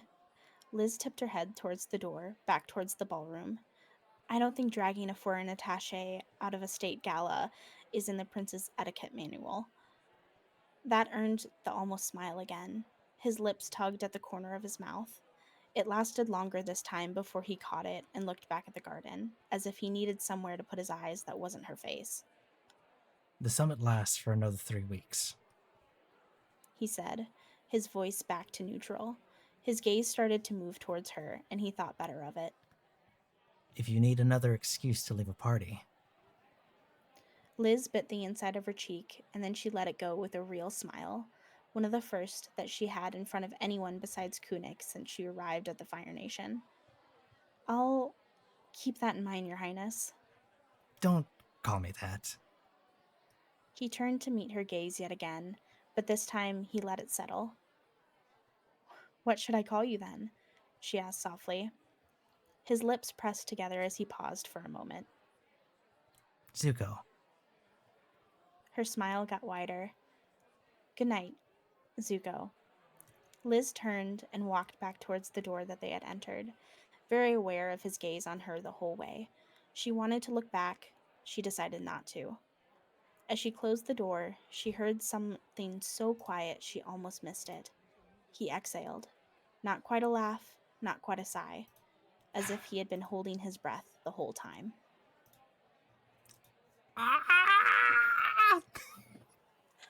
So that's the end of chapter 2. Oh, okay. That's kind of cute. I'm not gonna lie, kind of cute. Thanks. That's probably okay. So little tidbit. That scene was what sparked this entire thing. So this was the genesis. This scene was the genesis, and then Yes. you wrote a story around it. Yes. Oh my god! Because I had the idea of like high court etiquette, like that kind of like intrigue, and like Zuko somehow like going off with her and them having a moment. Mm-hmm. And oh, thank you, Garo. And like Liz is actually from an old fan fiction, like her character, but I changed her character to fit the new like setting and stuff. Mm-hmm. And so she still has a little bit of her old like vibe, which is like little sarcastic, little like I don't know, like quick with her comebacks. Mm-hmm. But now she has to put on this like mask of politeness because of who she is and what she has to do. And Zuko, I don't know if you guys have noticed, he's still awkward, but he's not as angry. And there's a very specific reason for that. So it's up to you if you guys want me to tell you. It's not like super spoilery, but Hi there, Zuko here. Zuko here. But also the AU secret number 2, the terrace Zuko brought Liz onto is a public balcony, but not many people know it's there. It sits above the most public gardens in the palace, and it is one of the most beautiful inner views for the public eye. The terrace or the company? Oh, sorry. Yeah, literally though. We're talking about how beautiful Zuko is, right? Oh yeah, of course. I was in character as Zuko, guys. Okay, I'm talking to Liz. Honestly, you did a great job. A great job. I am no Dante Bosco, but I'll take it. But I don't know if you were like glancing at like how he read it while you were like right before, but like you were hitting like all of like how I pictured it. So it was perfect. Yes. So hello. That's why Sorry. I was also kind of like, should I do chapter 2? Because then you can really focus on Then Zuko. I can focus on, yeah. That works. All right. Well, I mean, like I said, we're winging this. We're doing it. We're doing it live, so it will get better as time goes on. And we are planning on doing 4 chapters today. We have kind of written down the first 4 chapters of how many current chapters do you have? As of right now, I'm working on chapter 17. I took a little bit of a break. And so I'm gonna after this, I'm probably gonna be excited to write more of it again. So it's like it's long. I'm not even like, I think I am probably about like 3/4 through the first arc, and I don't know if it's gonna be 2 or 3 arcs. It depends on how long I want it to be. You mean but book fire, book earth, and book water. Literally. But here, let me pull up. Where is? Well, I say this and I ask because, like I said, we're only doing the first 4 chapters today because we thought that would be doable. Especially since I'm doing a second stream kind of next in 2 days. I say next week in a few days, right? So if you guys want and you guys enjoy this and Shadow is open to it, I would not be opposed to just like one of the streams just dedicating to another story time if you guys want to hear the rest of the story. I would be up for it, but it depends on if chat's up for it. So I won't force it on your chat. Yeah, so it's up to consider this like a trial. Like this is part one of question mark, and if you guys enjoy it, like we can totally like I'm totally okay with this. Taking a little break from tarot has been something I've been wanting to do kind of on the regular because it does take a lot out of me. And it just so happened that this month, like I hit kind of a weird energy wall, and this is like this is a fun way to kind of relax, you know? Mm-hmm. Different stories. Well, we'll have to find different stories, right? Because I know I have direct permission from the author of this story to read it. So that's the That is thing. true. And it's like, I will say, I like I was so glad when we moved it from 3 chapters to 4 chapters, because the end of chapter 4 ends on a good, like, you kind of see what's starting to form finally. But then there's like, it's chapters 14 and 15 is like my favorite chapters. It's so cute. And I love it. It's like very Gala-esque in that like cute like back and forth between her and Zuko, and it's great. So Okay, I'm looking at chapter 3. I'm just gonna look at the colors really mhm. quick to see who I have to know. Yeah, for sure. Okay, okay. Oof, okay, okay. Yeah, so this is, I think this is the one with all 4 characters in it. Yeah. Ah, I will hydrate, thank you. I need my tea, all right. Oh yeah. Soren just had a collection of different ones now because I also need to start writing. Ooh, Echo, if you're gonna do a story, if you want to put that in rotation, we could do that. It does have to be Mhm. TOS. It has to be Twitch TOS. So nothing Mhm. too spicy around here. Yeah. If we I will say one of my tags on AO3 is eventual smut. So if we ever get to that, I will let you know, and maybe we'll just like summarize. You might have to write like a PG version of the story. Yeah, This is the radio edit. the radio edit. The issue is I need more people voicing them. I'll take this as a take this as an invitation. If you want to add your story to the story rotation, I may not be the best voice actor or a voice actor at all, but I will totally do a reading. Hey, if you need someone to read it, like if people like as a character or whatever, I would totally be willing to. I think Rocky up here in the chat too said that they do a chronically Mhm. tired voice, so there you go. Mm.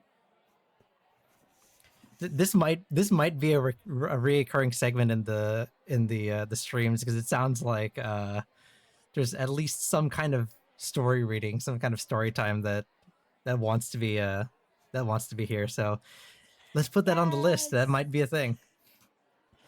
Honestly, too, so little tidbit, this fan fiction actually is helping spark an original book that I'm working on, and it's a little different, but it's and I'm working through it right now. So if I ever get to a point where it's like an actual like finished book, then maybe I'll share it with you guys too. Ooh, okay. I'm But I excited. told myself, I was like, I have to finish the fan fiction. Like, then I'll have an idea of like where everything's going. But my ideas for the original is like, it's totally going. I don't want to say the opposite direction, but like a whole different direction than I have planned for the fan All fictions. right. So, Chat voice act fan fiction, new segments with Soren. Ooh. I mean, kind of. yes, I mean, kind of. yes. So I any. will Oh, go ahead. say, oh sorry. I No, will no, go say ahead. I'm gonna probably be like streaming again soon. And I'm actually thinking, I just found out there's a writing and reading category on Twitch. Didn't even know about that. And people like have writing sessions. So I probably will start doing that.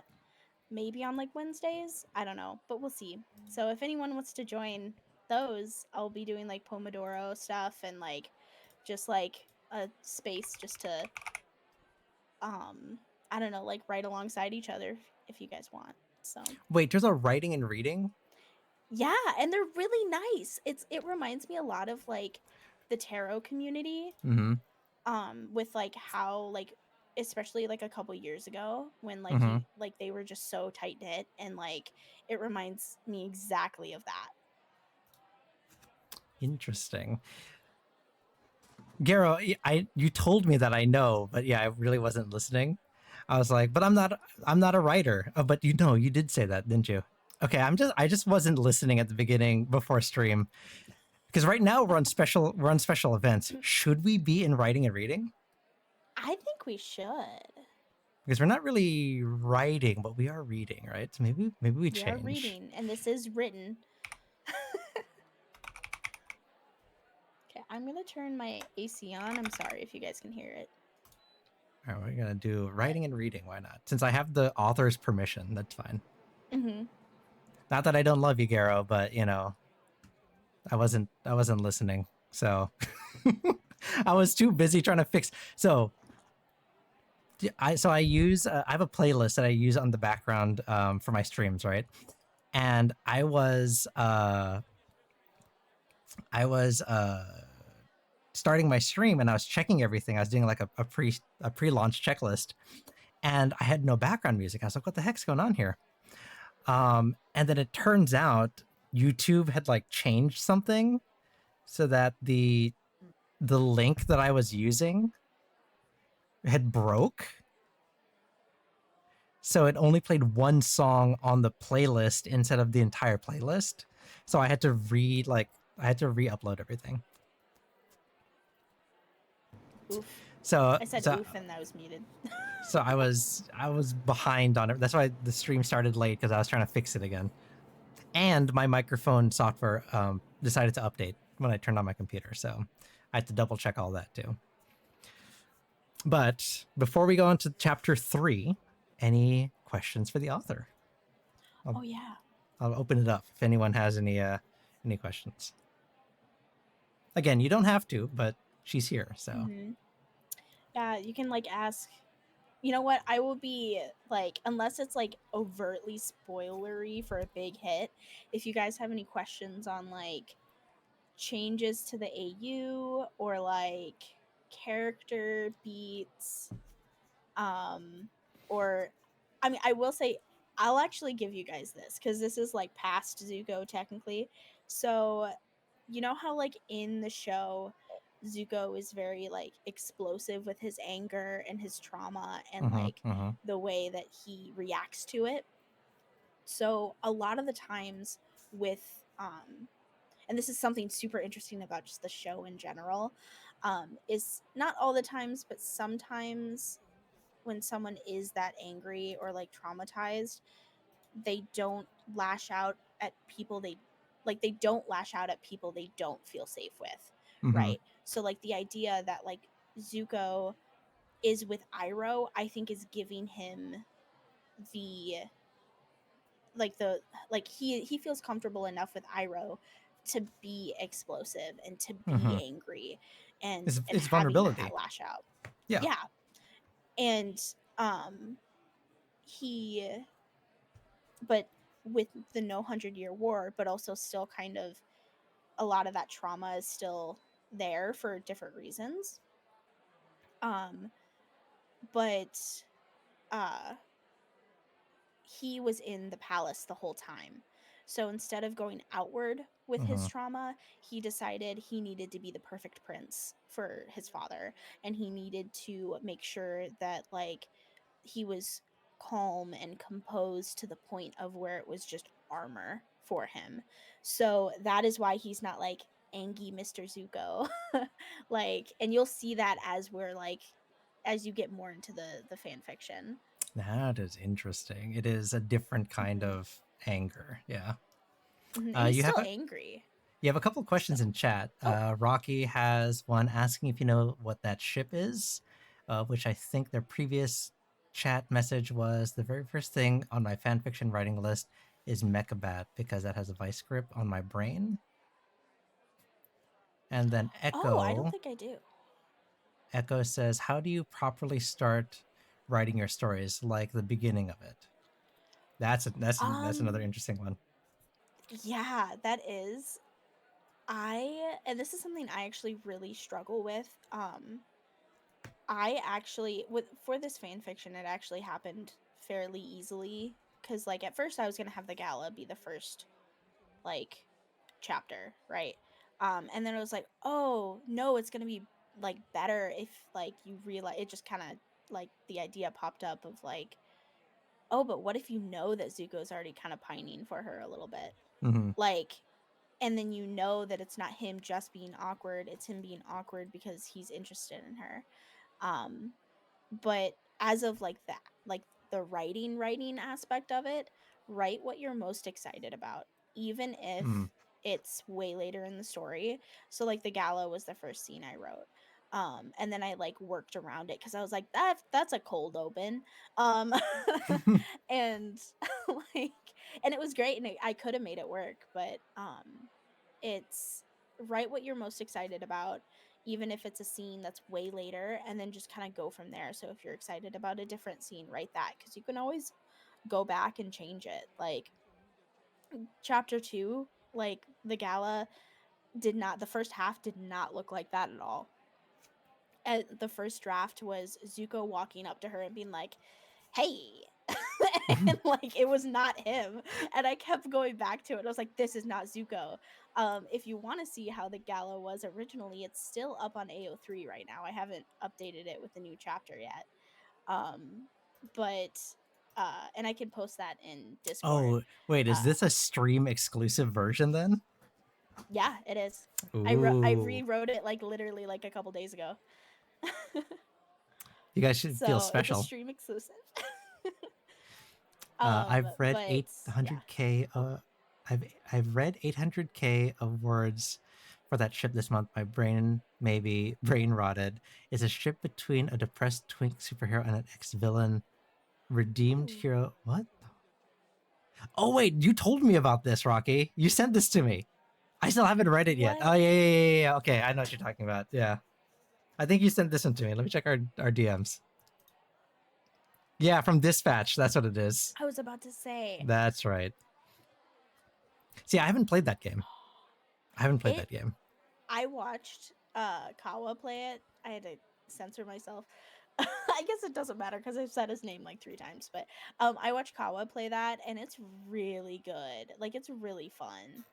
Um, so I mean, one thing that I saw a video of, and someone said it's just Twilight for dudes, and it kind of is. And I love that so much. Like the dynamics. It's so like Blonde Blazer is Edward, and the girl I forgot her name. Um What is uh her name? I don't remember, but she's Jacob. Uh,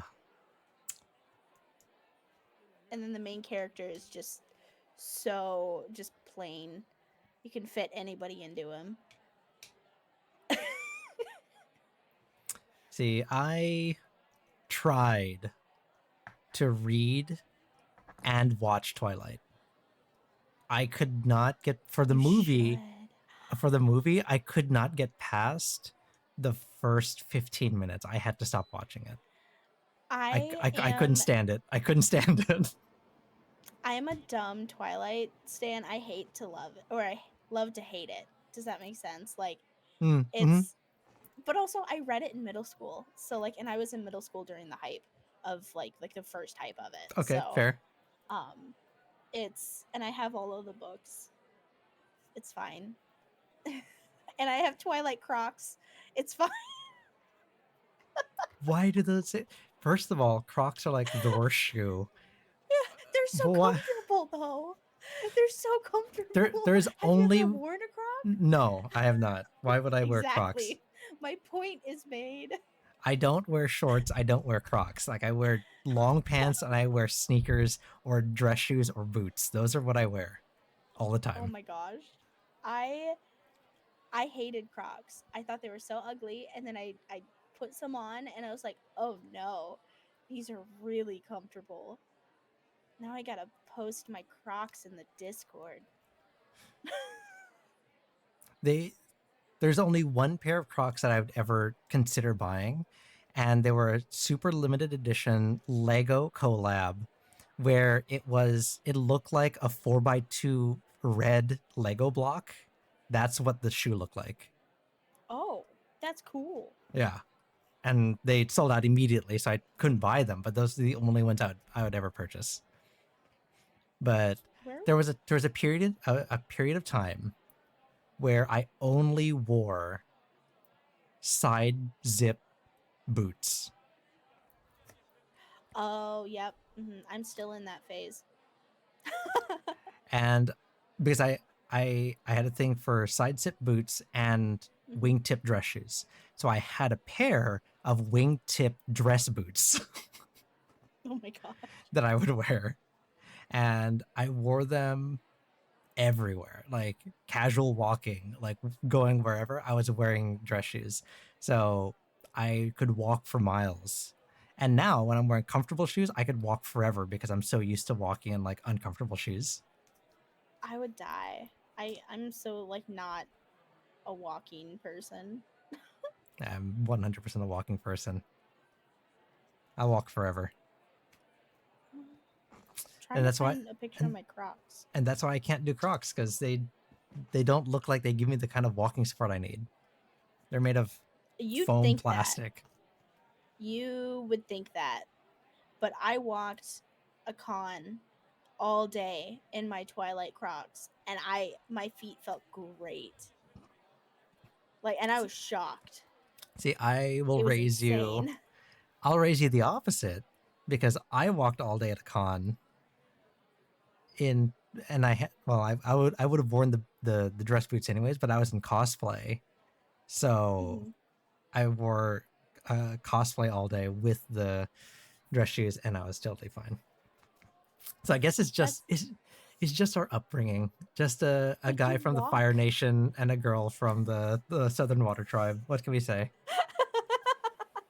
Yup. Yeah, we also don't have walkable cities. That's like, yeah, that's a massive thing. Like Gara knows how it is. Like it's like there's some like a couple maybe, but the quote walkable cities aren't even walkable cities at all. It's so bad. Hashtag make Wisconsin walkable. So global warming then? No. I mean, yeah, but So does that answer your question, Echo? Just start. mhm. I after know that that's like after that long that's tangent. so hard. Like find thing like if that this helps too, like find things that inspire you to, whether it's like putting on like aesthetic music, or honestly I have whole Pinterest boards of references for characters that are entirely for my own personal like viewing, because unfortunately there's a lot of AI art on Pinterest, but if it helps me think of ideas or like picture characters better or moments or like think of inspiration for new things, like that's what I do. But I don't use it for anything else, and I when I have money I plan to have actual artists commission the characters, but Good on you. Smart move. I yeah, and also like Echo, like yeah, get together with your friends, like co-work together. It's like honestly that's like my biggest thing is I meet once a week with my best friend who just finished her draft of book 2 on her trilogy, and she started Ooh. it like less than a year ago for book 1. She's fucking cruising. Oh, excuse me. Can I swear on your Yeah. stream? Yeah, I yeah, don't know yeah. if I That's okay. fine. No, I that's just fine. want to make sure.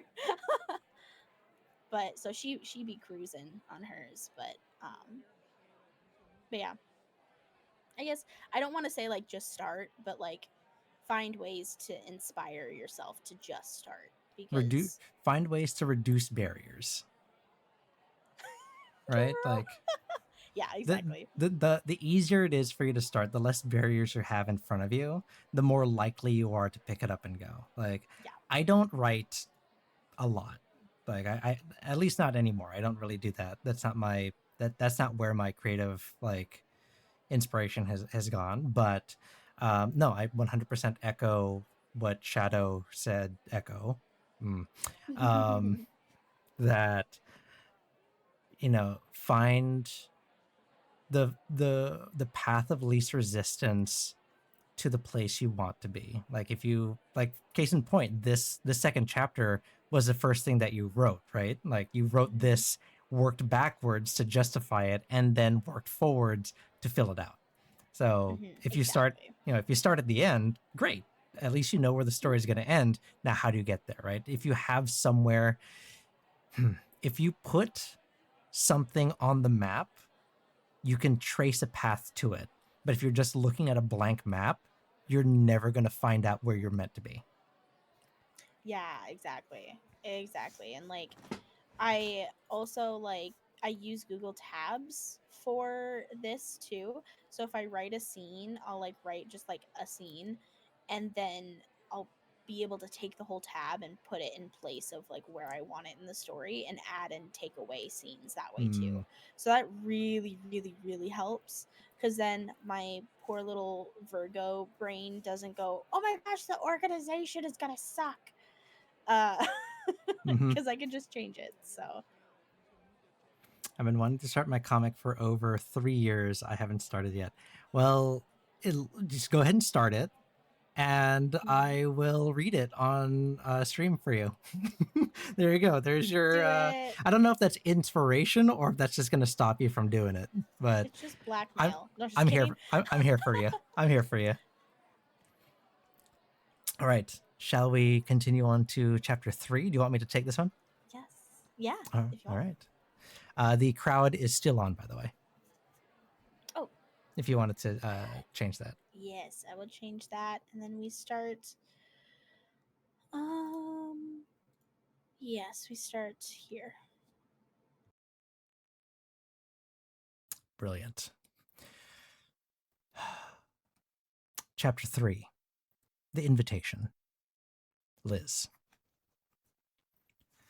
The beginning of the second week of the summit was grueling.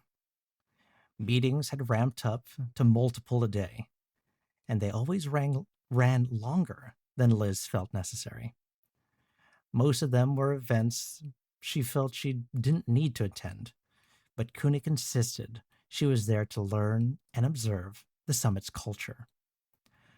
Liz felt like the amount of work it was felt felt like the amount of work it wasn't what she signed up for, but a part of her felt like he was right. Uh, that he, somehow he was right all the same. The trade council meeting specifically was about the shipping lane. The trade council meeting specifically about the shipping lanes was the worst for her. Last week, she had corrected a senior official on the wording in one of the clauses in the shipping accord he had proposed. All she had offered was to change his wording to keep the respect of the Fire Nation court. She knew from her father that they valued the honor of both parties. Liz, Liz had spoken without thinking about the ramifications, and the senior official had been giving her those looks ever since. Even though the Fire Nation delegates at the meeting had been impressed by her modification, the Water Tribe nobles had started to watch her closely during these meetings. She felt like they were going to accuse her of siding more with the Fire Nation than her own tribe if she spoke up against them like that again. So Liz had been quiet during the meetings since that day, despite Kunik's encouragement to speak up on her own. They need correcting, and you're so very good at correcting people, he had said in an amused tone. But she knew he was actually serious about it. He had been complaining for years to her father about how the Water Tribe councilmen had grown arrogant since the South had started to prosper more than it had in decades, maybe even centuries. The follow up subcommittee meeting to that very treaty had run exceptionally long. It was originally meant to run for about an hour. It went 3. To both Kunik and Liz's surprise, the envoy had changed his wording back to the original clause. The Fire Nation councilman had not enjoyed his tone, they said. It was Lady Nio? Is that how you imagine it pronounced? Nio. I don't know. She's just a she never shows up NPC. again. Yeah. It was Lady Neo, the woman who had nodded approvingly at Liz's correction at the original meeting, who was able to cool things off and come to an accord. She had glanced at Kunik and Liz in confusion when they had read the treaty, and Kunik glared daggers at the senior envoy. He was not subtle about it either, causing the room to turn to the envoy. It was satisfying to see Kunik publicly direct the problem to its source, but it made Liz sick. She felt like she'd caused the entire issue. Liz had emerged from the chamber with her hand cramped from taking notes and her irritation starting to show on her face. The strained politeness that she held during that meeting had eaten away at her due to the issue with the Water Tribe senior envoy. She knew she was wearing that exhausted furrow on her brow that her mother always said made her look exactly like her father. She thanked the spirits that Kunik had finally let her leave at the 3-hour mark. It would continue without her, and she didn't let her mask fall until she heard the door close behind her. She exhaled. The corridor was cool after the stuffy meeting room, and the sliding doors opposite the room were open to let in the breeze. She stared at the small garden outside for a moment. She had to admit, the Fire Nation's climate allowed for beautiful days despite the heat. Liz should have started towards her quarters to mentally reset for the afternoon of more meetings, but she decided to take a moment and enjoy the view of the garden. The midday sun shone down on the bamboo leaves swaying in the breeze. It was magical. It was magical if she was being honest to herself. With a sigh, she started down the corridor, finally heading to her quarters. She mentally prepared a list in her head of what she was going to do before her afternoon ramped up again. A cup of tea, lying down, and probably screaming into a pillow. And turned the corner without looking. Let's see, how did I do this one again? It's supposed to be. I'm like, you can't see it, but I'm like trying to flex my throat right now because the entire drive home, I was like trying to do this. I'm so. You got this. You did Zuko so well. Well, he has a lot of lines, so it's gonna get better as we read. Yeah. Apologies, my dear. Liz stopped short and took a step back, blinking out of her thoughts. She had nearly walked straight into an older man dressed in comfortable red and gold robes. Looking up, she saw the man had a kind expression on his face and was clearly unbothered by the near collision. Her blood ran cold when she saw the texture of his gold embroidery on his collar. It was stitched into the casual clothes deliberately, as if it had been custom made. This was a high general of the Fire Nation army, and she had almost bumped right into him.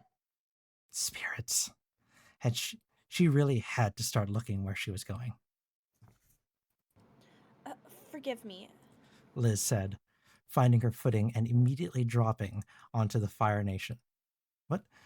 And immediately dropping into the Fire Nation bow that her father had taught her to use for high ranking officials. I wasn't watching where I was going, General.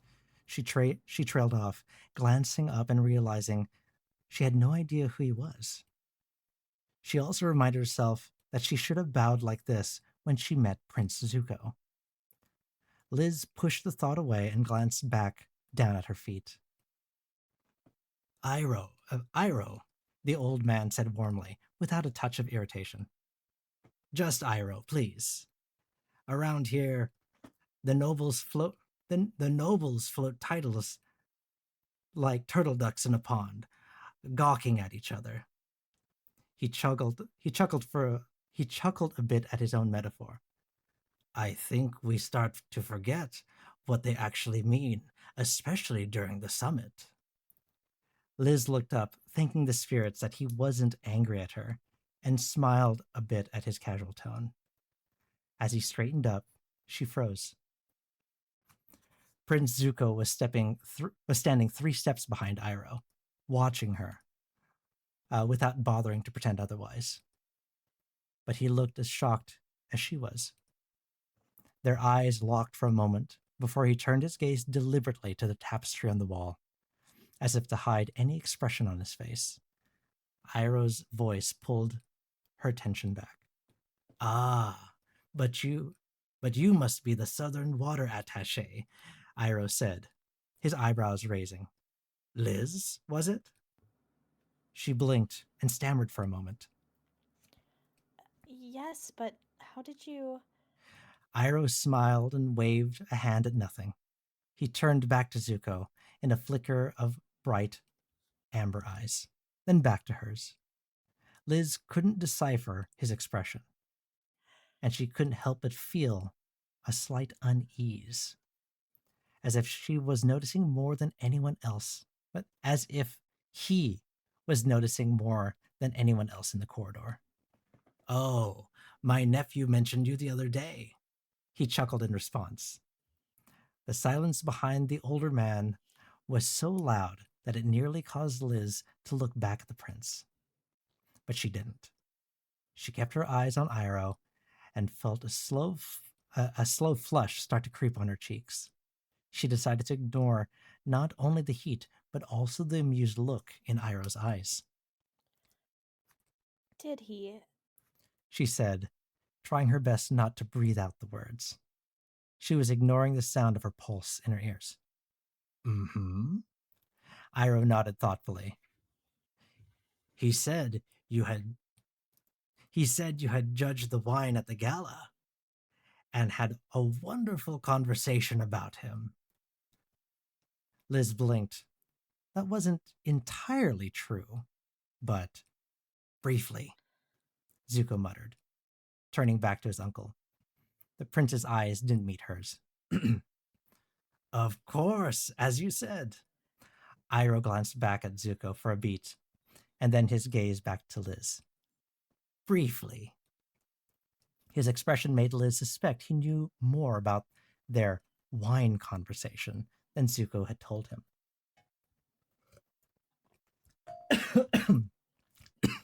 So much vocal fry is killing my throat. I know, I was about to say, maybe I should have done this one too, because there's so much back and forth. His expression made Liz. Oh, that's very weird. She had a feeling that Zuko had been vague with his information, and Iroh was just a man who paid attention to his nephew's whereabouts. Uncle. Zuko cut Iroh off before he could continue. With a sharp tone that told Liz that Iroh did this sort of thing often, Iroh ignored him entirely. Liz, you should come to tea before you leave the summit. The capital is overwhelming for a first visit. A quiet hour with warm tea is good medicine for the body and spirit. Iroh's tone was genuine and kind. It was an honest invitation from what Liz could tell. She was shocked. I, um, uh, yes, that would be lovely, General Iroh. As she replied, dropping into a respectful but quick bow. Wonderful! I will send word. And dear, what? He's Oh, correcting her. oh, So and instead of saying General Iroh, and dear, Iroh. His eyes rose in emphasis at his name without the title, and he gently patted her hands that were still in a formal fire form for bows. It was a kind gesture of familiarity. She straightened out of the bow and nodded with a small smile. Iroh then bustled past her down the hallway quicker than seemed necessary. Zuko hesitated before following his uncle. For a beat, he let her. He held her gaze again. His expression was neutral, if not a bit stoic, like he had, uh, like he had locked it down the moment Iroh had opened his mouth. But his eyes were doing the flicker that she had seen the other night at the gala, searching her face for anything, like he was waiting for her to react to something that just had happened. Zuko. She said softly, dipping her head just enough in a respectful gesture. She let the name she let the name without the title land deliberately. Something in his jaw eased, and he nodded once respectfully back, then turned to follow his uncle. Liz stood in the middle of the corridor for a full 30 seconds as she processed what had just happened. She had met General Iroh, older brother to the Fire Lord, the Dragon of the West. He had asked her to tea, and Zuko had mentioned her to him, briefly. By the time she had reached her quarters, she was not only trying to figure out how to tell Kunik, but found herself wondering, briefly, if Zuko would be there too. Liz woke up the next morning to a knock at the door. Knock on the door to her and Kunik's apartment in the palace. A messenger had brought a messenger had been sent from General Iroh to deliver an official invitation to her for tea. The heavy envelope the man had given her was sealed with the general's personal dragon seal, a mark indicating it came straight from the Dragon of the West. Opening it, she noticed it was handwritten by Iroh himself. She took a shaky breath as she read it. The message was casual and concise. Liz, if you can spare an hour, please join us for tea this afternoon in the Eastern Garden in the Royal Wing. The guards will know to let you through. Iroh. Liz let out her breath, stared at the parchment for over a minute, rereading it a couple times to make sure it was meant for her. And it was, in fact, supposed to be delivered to her. She had not told Kunik about the interaction in case she never got the official invitation. General Iroh was a busy man. Why would he actually follow up on tea with a Southern Water Tribe attaché? But here it was, in her hands, complete with the dragon seal to prove it. She went and told Kunik right away. He was in his room, still getting ready for the morning. Her uncle was dumbfounded. How in the spirits did you manage this, Liz? He exclaimed. He was shocked beyond belief. Liz knew if he had truly been angry, he would have gone quiet. This was a good sign. We have been here a week, and you already have General Iroh's attention, he said again, not waiting for an answer. What did you do? What did you not do? His brows furrowed at the last question, as if he were already working out which answer would be worse. He searched her face. Liz broke eye contact with him and set her hands on his shoulders, ushering him to his chair in the corner. I Uncle Kunik, please. I'll tell you if you let me. she said, sitting on the chair across from him as he refused to sit. He looked down at her and didn't answer, waiting for her to continue. She sighed and stood up to meet him. At least she tried to calm him down. Liz told him about nearly walking into the general, how she had apologized profusely and bowing, like the way she was taught, which earned her a small approving nod from her uncle. She told her of his response, asking her to call him Iro, and a small surprise came, and a small surprised came from Kunik. She told him of the casual invitation and her answer, nothing else. She omitted Zuko's presence. She entirely omitted Zuko's presence. When she was finished, he was quiet for a long time, and he crossed his arms. Oh, and he crossed his arms over his chest. A tell that he was deeply thinking about the matter. He searched her face for a second time, looking for telltale signs of anything else. And he extended it himself after you accidentally run into one another? In the corridor? He asked slowly. Liz felt that pit in her stomach. As if she had just done something wrong by not telling him. His dark blue eyes met hers, and she answered him. Yes, to all of it. She said quietly, trying her best to meet his gaze evenly. Was anyone else present? He said, bowing his head as if trying to keep his patience. There was a long pause between the two of them. His nephew. Kunik's head shot up. What? He blurted, his dark eyebrows rising. The crown prince? She nodded slowly. His fingers pinched the bridge of his nose tightly as he closed his eyes to let out a long sigh. He didn't speak to me during the exchange, if that helps. She added quickly. Liz was purposefully choosing her words carefully against her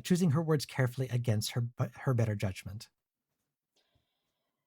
He may have spoken to me at the gala, though. Kunik looked up over his hand. His eyebrows shot up again. Did he? Also, that last sentence was in her thoughts. I realized that it might not come across that way in reading it out loud. But the second, he may have spoken to me at the gala, though, is like, pretend it says she thought or thought to herself or something She like thought that. to herself. There we go. We'll ADR it in. Liz stared back at him. He knew she was keeping something from him. But by his expression, she had a feeling he was more worried about other matters. She knew his brain was working every angle, personal and political, on both sides of the courts. The Water Tribe would see this as her taking sides with her half heritage. The Fire Nation would see this as a grave insult to the honor if she didn't go. You must go, he muttered into the back of his hand, his eyes closing again.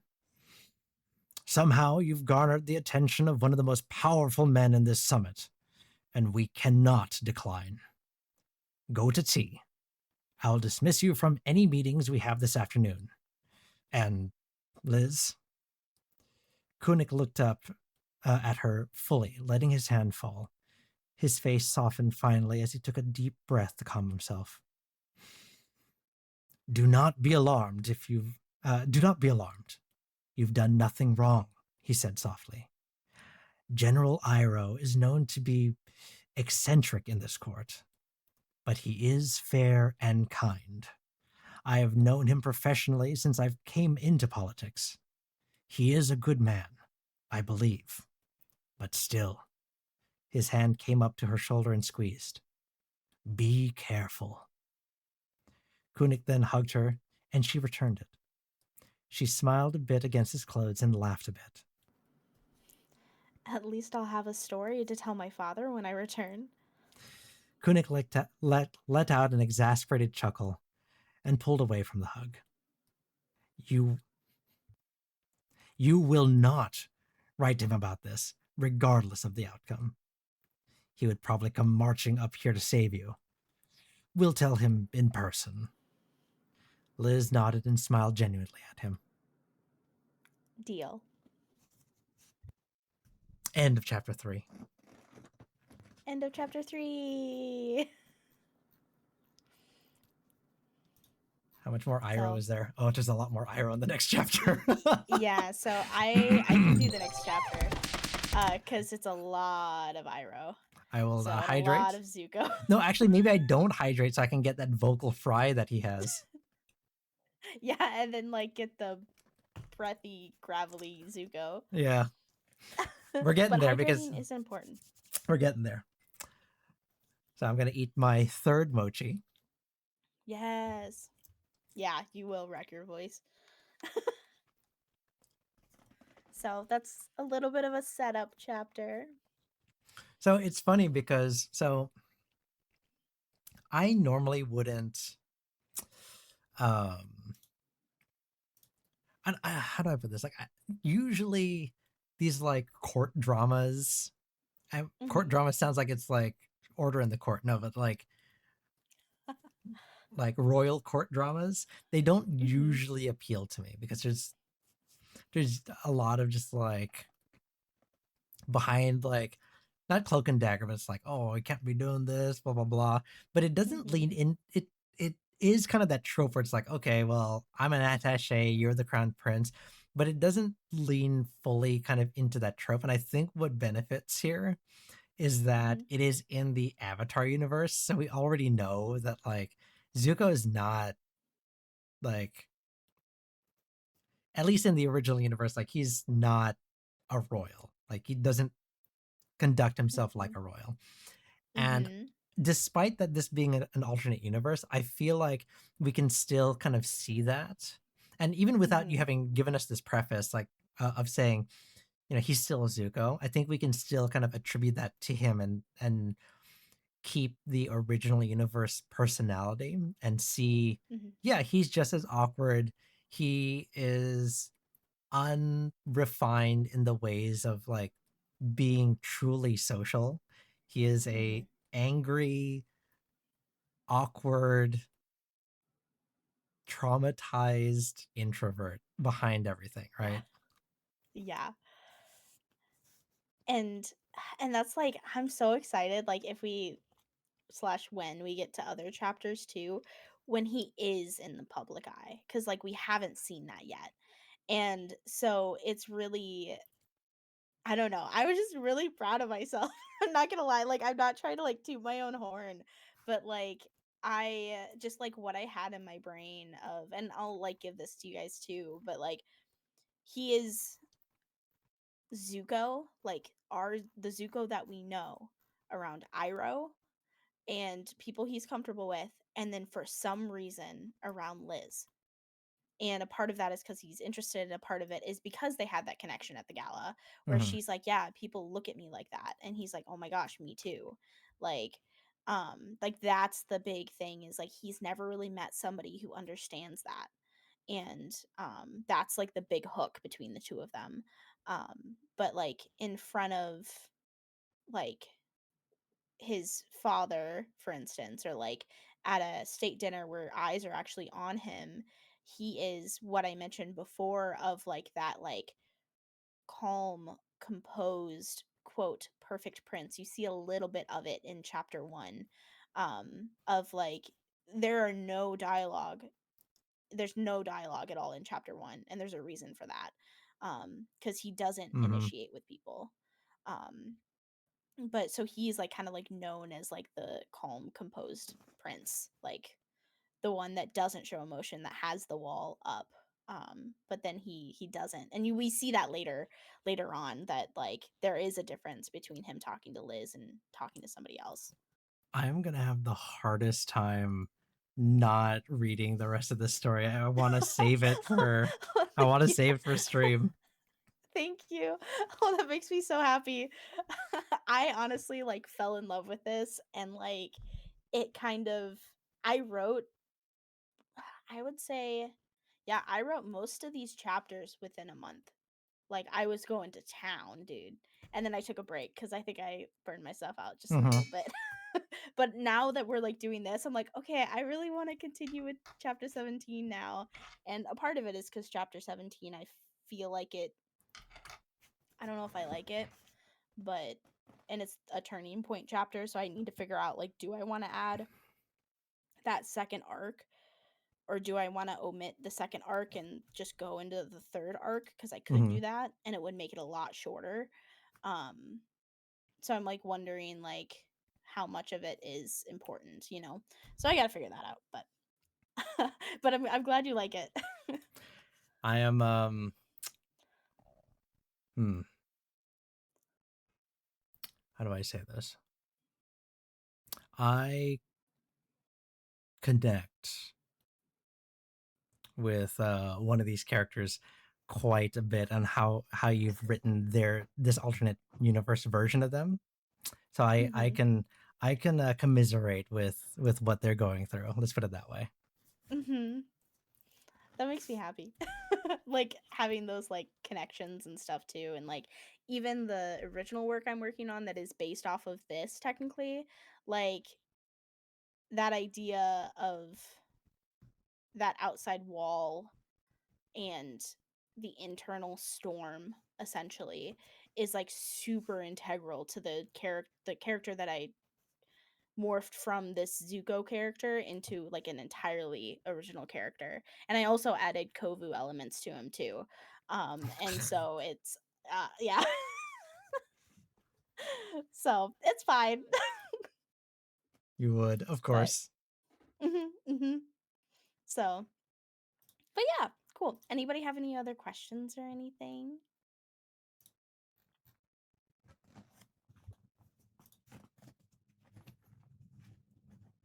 I think we're good. All right. Shall we move on to chapter 4? Are you narrating this one?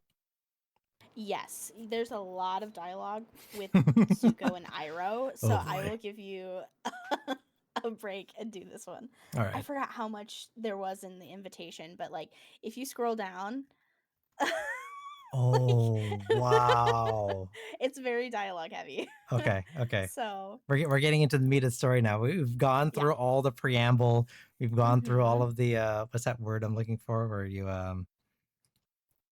just tell the story. What is it? It's it happens in movies all the time. Exposition? Yeah, we've gone through the Yeah. exposition, the world building. Now we're getting Yep. to the meat and potatoes, the actual character interactions. Yeah, that's why I was really excited when you're like, "Yeah, we could do chapter 4 too." I was like, "Yes," cuz that's like a good stopping point. Um okay. So, chapter 4, Iroh's tea. Liz. That afternoon, a servant came to lead Liz to the royal palace gardens. She had assumed from Iroh's letter that she would have to find her own way there. She was thankful for the gesture, though, because she surely would have gotten lost. The servant led her through corridors that she had not seen yet, slowly making their way to the eastern wing. The wing that housed both the royal family's apartments and private gardens. These were the meeting locations that were chosen when they these were the meeting locations that were chosen when they wanted privacy. Also, little side note, um the royal wing is in the eastern garden cuz that's where the sun rises. I Uh, did that on okay, purpose. okay. And I just wanted to tell somebody that. Anyway, um okay. So her heart beat harder the closer they got. The corridors around her started to change as they approached. She started to see fewer nobles as they walked. Alone, anyone in the corridors now was either a guard or a servant, all of them deliberately focused on their duties. Liz told herself that General Iroh seemed genuine. Even Kunik had said she could at least trust the invitation. but she was unsure of what the man wanted. She knew from her father that in these courts, regardless of nation, everyone wanted something.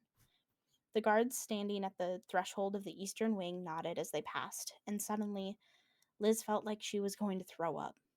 Their uniforms, bright red and gold, distinct from the dusty red of the general palace guards, made everything that was happening real. These were the royal family's own guard, and they only answered to them. It was passing those guards that made her nervous, even though they had let her and the servant through. But it was the sight she saw afterward that helped ease those nerves. The Eastern Garden was a private courtyard tucked between two residential apartments, from what she could tell. Pale red walls kept it separate from those apartments, making the space entirely private to anyone who resided there. It was the most beautiful garden that Liz had ever seen, and spanned far enough that she could not even see the other side, a paradise within the palace. The servant silently led her down the clean gravel path until she realized they were headed to a large wooden pavilion. It seemed to be the center of the garden, carefully placed to give the utmost privacy, even from others within the garden itself. The dark red pavilion was surrounded by swaying bamboo trees, with a shallow ornamental pond surrounding it. A pair of turtle ducks padded along in apparent indifference to anyone else's presence. Also, I forgot. Okay. I forgot we're in the garden now. Well, I guess we just got to that paragraph, so that There you works. go. Um, Iroh, yeah. Iroh was already seated at a table in the center of the pavilion, but stood when he saw her arrive. He bowed a quick, casual, but respectful bow. She returned it, making sure to dip lower than him as her father taught her to do. He gestured to the cushion across from him and immediately began pouring the teapot on the table.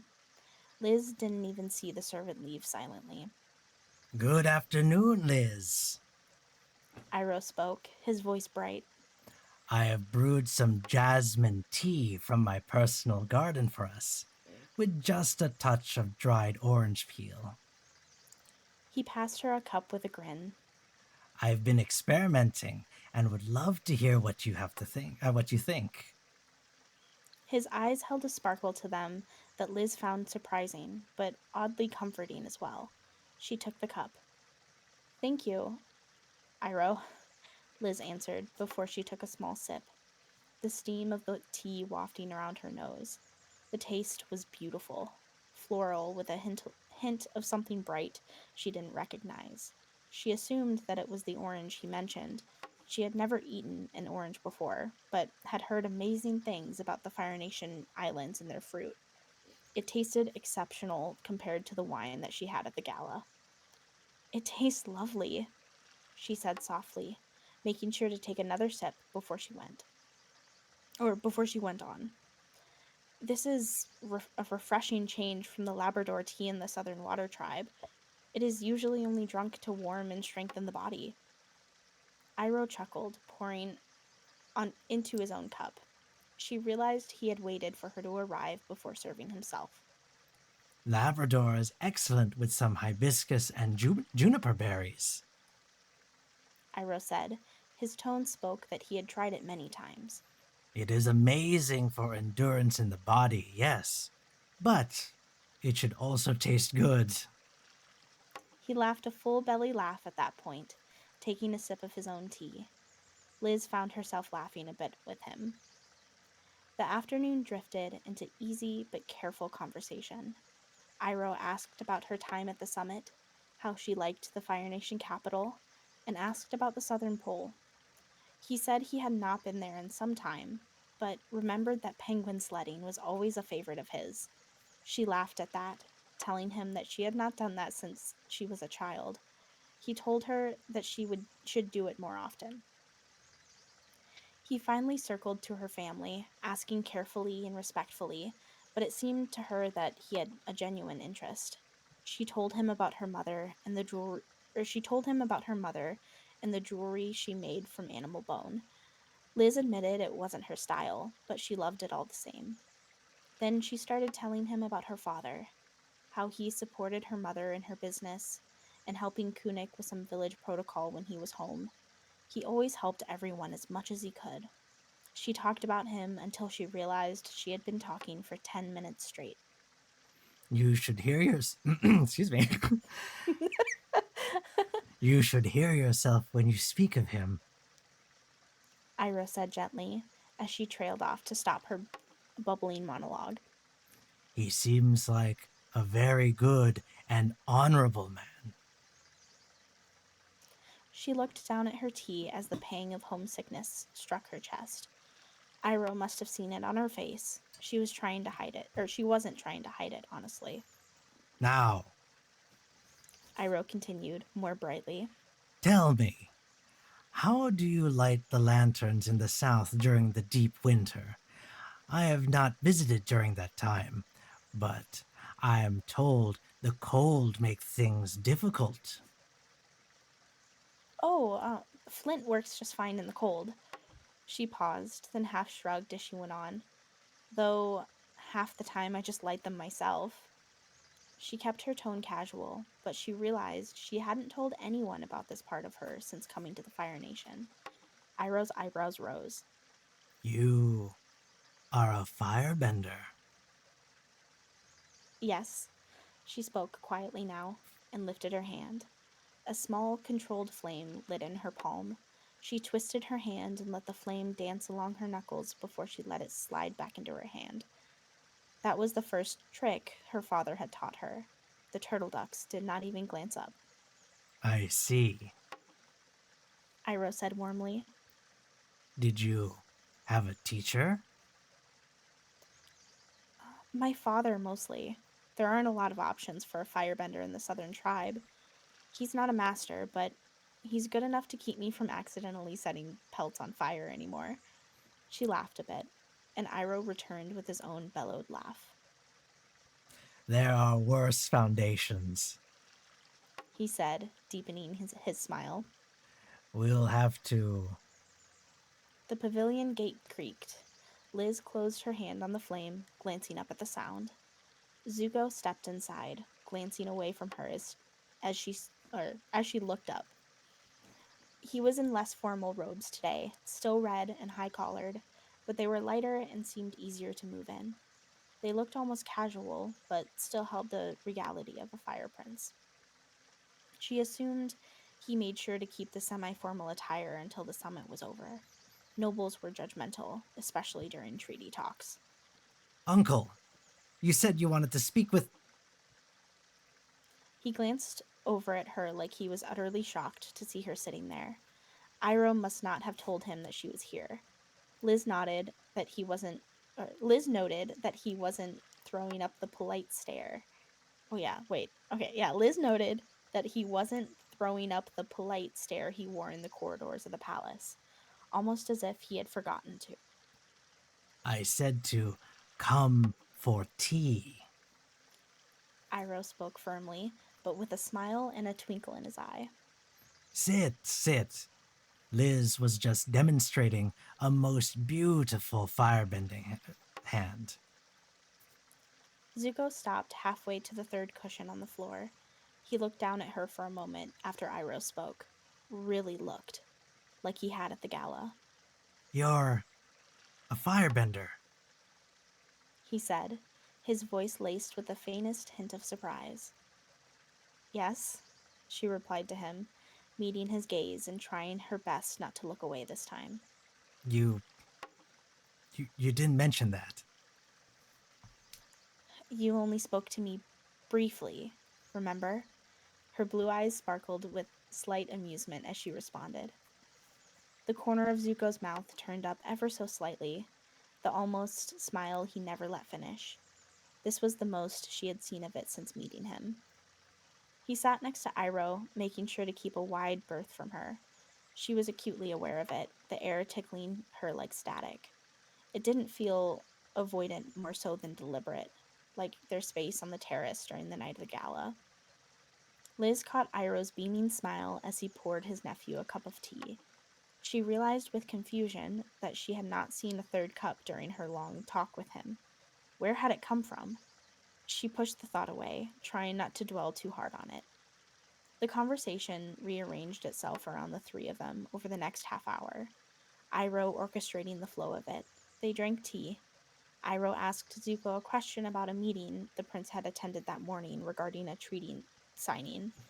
Zuko mentioned, glancing at Liz, that it had been with the Southern Water Tribe about shipping lanes. She found herself suddenly very interested in her teacup. After my father had signed off on it and the water tribe officials left, the court stated they were impressed with the delicate wording of the document this year. Zuko said, his fingers absently brushing the rim of his cup as he spoke, as if he were trying to make the comment more casual than it was. His eyes did not leave Iroh's. I had heard there was a bit of a commotion about the treaty. Iroh said, taking a sip of his own cup. Liz did not look up. We had to reschedule 4 meetings due to it running longer than usual. it it was worth it for both parties. They were able to establish the lanes to something more beneficial to the needs of each nation. Zuko said quietly. It was actually impressed. I was actually impressed.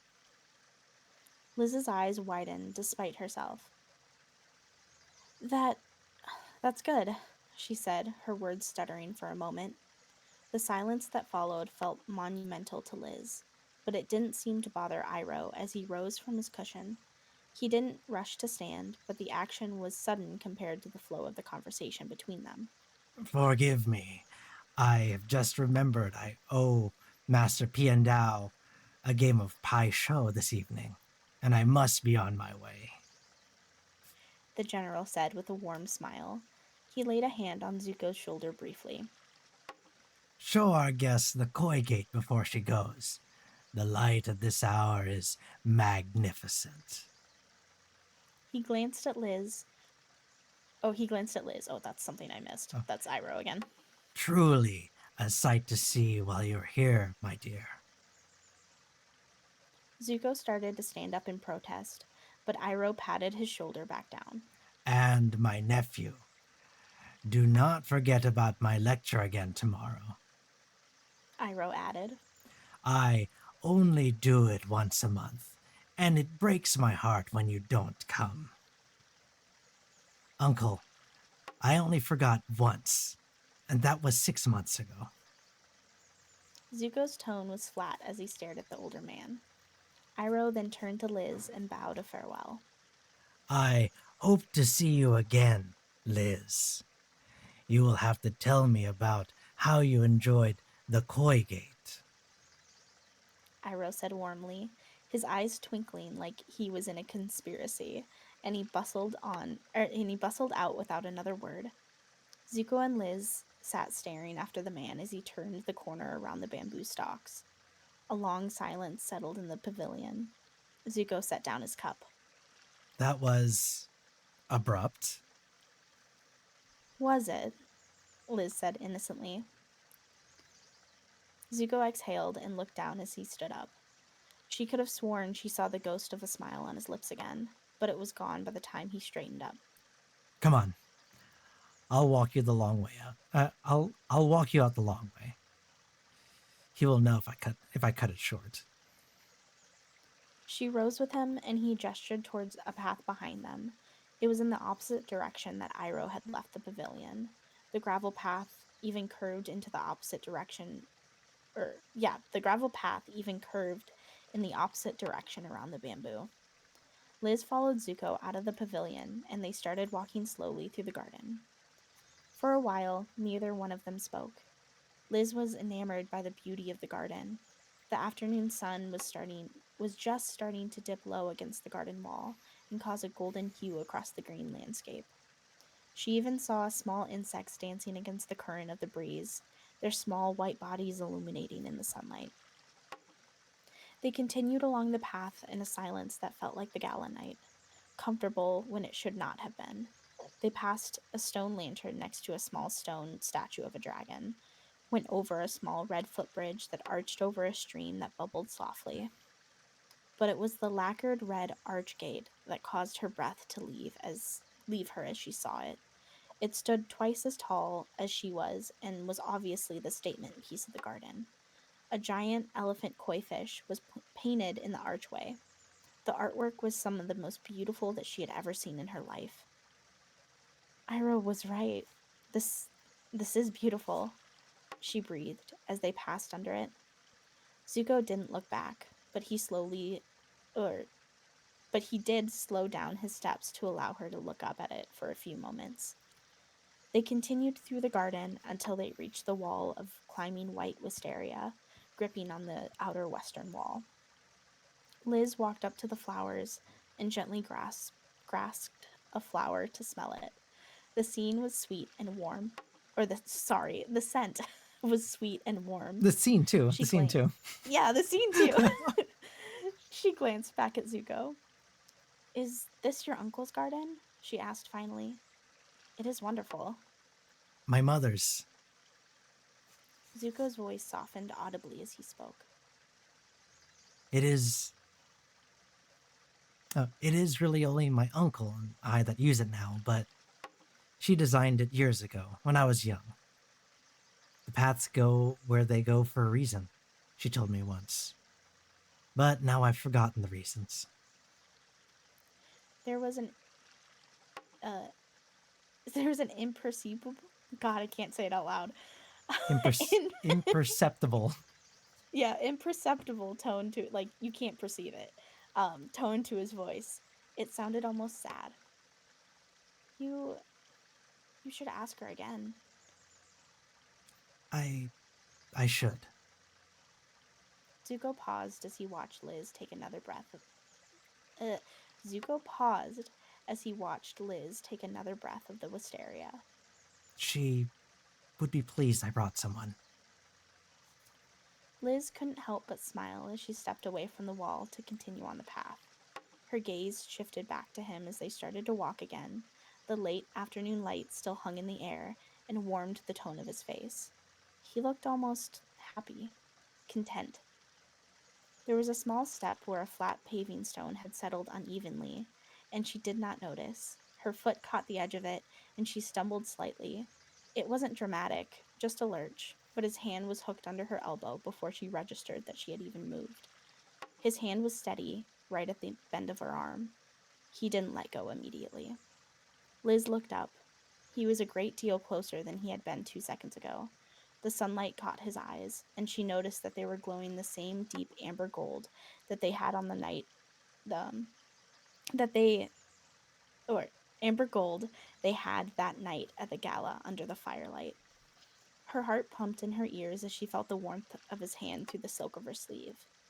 Then she realized, with a clarity that would inconvenience her for the next few days, that he was thinking about not letting go at all. Ooh. He did let go, slowly. The absence was felt immediately. Careful, He said softly, his voice now a low hum. Of course, she managed. They kept walking. She did not look at him. He did not look at her. The static space between them had moved from comfortable to radiating within a minute. He stopped at the front gate of the garden, just far enough away to still have the privacy that was a gift in this place. Liz. She turned to him. He looked like he was going to say something, but then closed his mouth. He let out a slow, silent breath through his nose. Tomorrow. He said instead. There is my uncle. He gives a public history lesson once a month in the Hall of the Sages. It's bearable. I have to be there. If you came with, I would have someone to suffer it with. His voice trailed off as if it didn't land like he had quite wanted it to. Is that how royal invitations work? Come suffer with me? She said with a small, amused smile. It was a tease. I guess it's how mine work. He answered, his eyebrow raising just a hair. That twitch of the corner of his lip again gave him away. Liz smiled a full, slow, helpless smile. It was something she had almost stopped herself from giving him. I'll be there. Zuko nodded once. He turned from her towards the gate, and she followed him out. The guard shift had changed, and the men looked at her questioningly, but let her pass out of the threshold of the eastern wing. One man blatantly stared at Zuko, his eyes shifting between the two of them. Liz didn't notice any of this as she walked back to her quarters, leaving Zuko in the eastern wing, that helpless smile still not leaving her face. It's the end of chapter 4.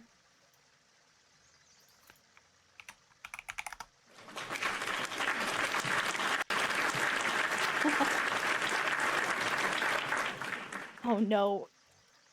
Kawa, what did you put?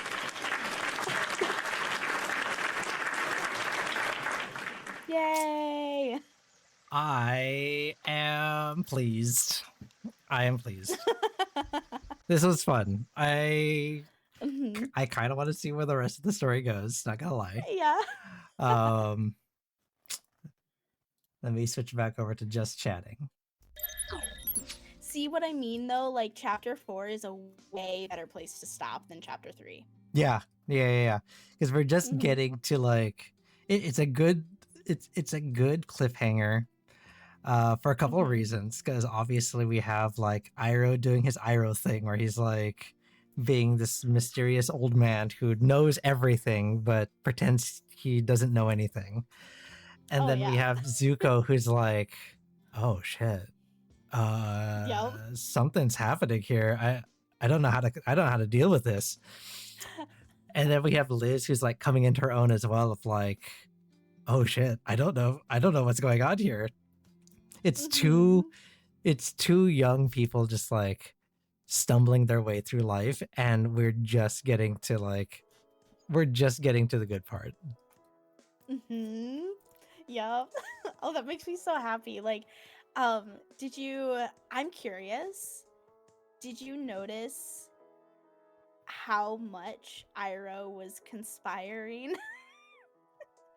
Oh, I could see it as if it was playing out like in the cartoon. I was like, oh, this is how it Yeah. would play out. This is how it would go. I just Uh-huh. wish I could like Mhm.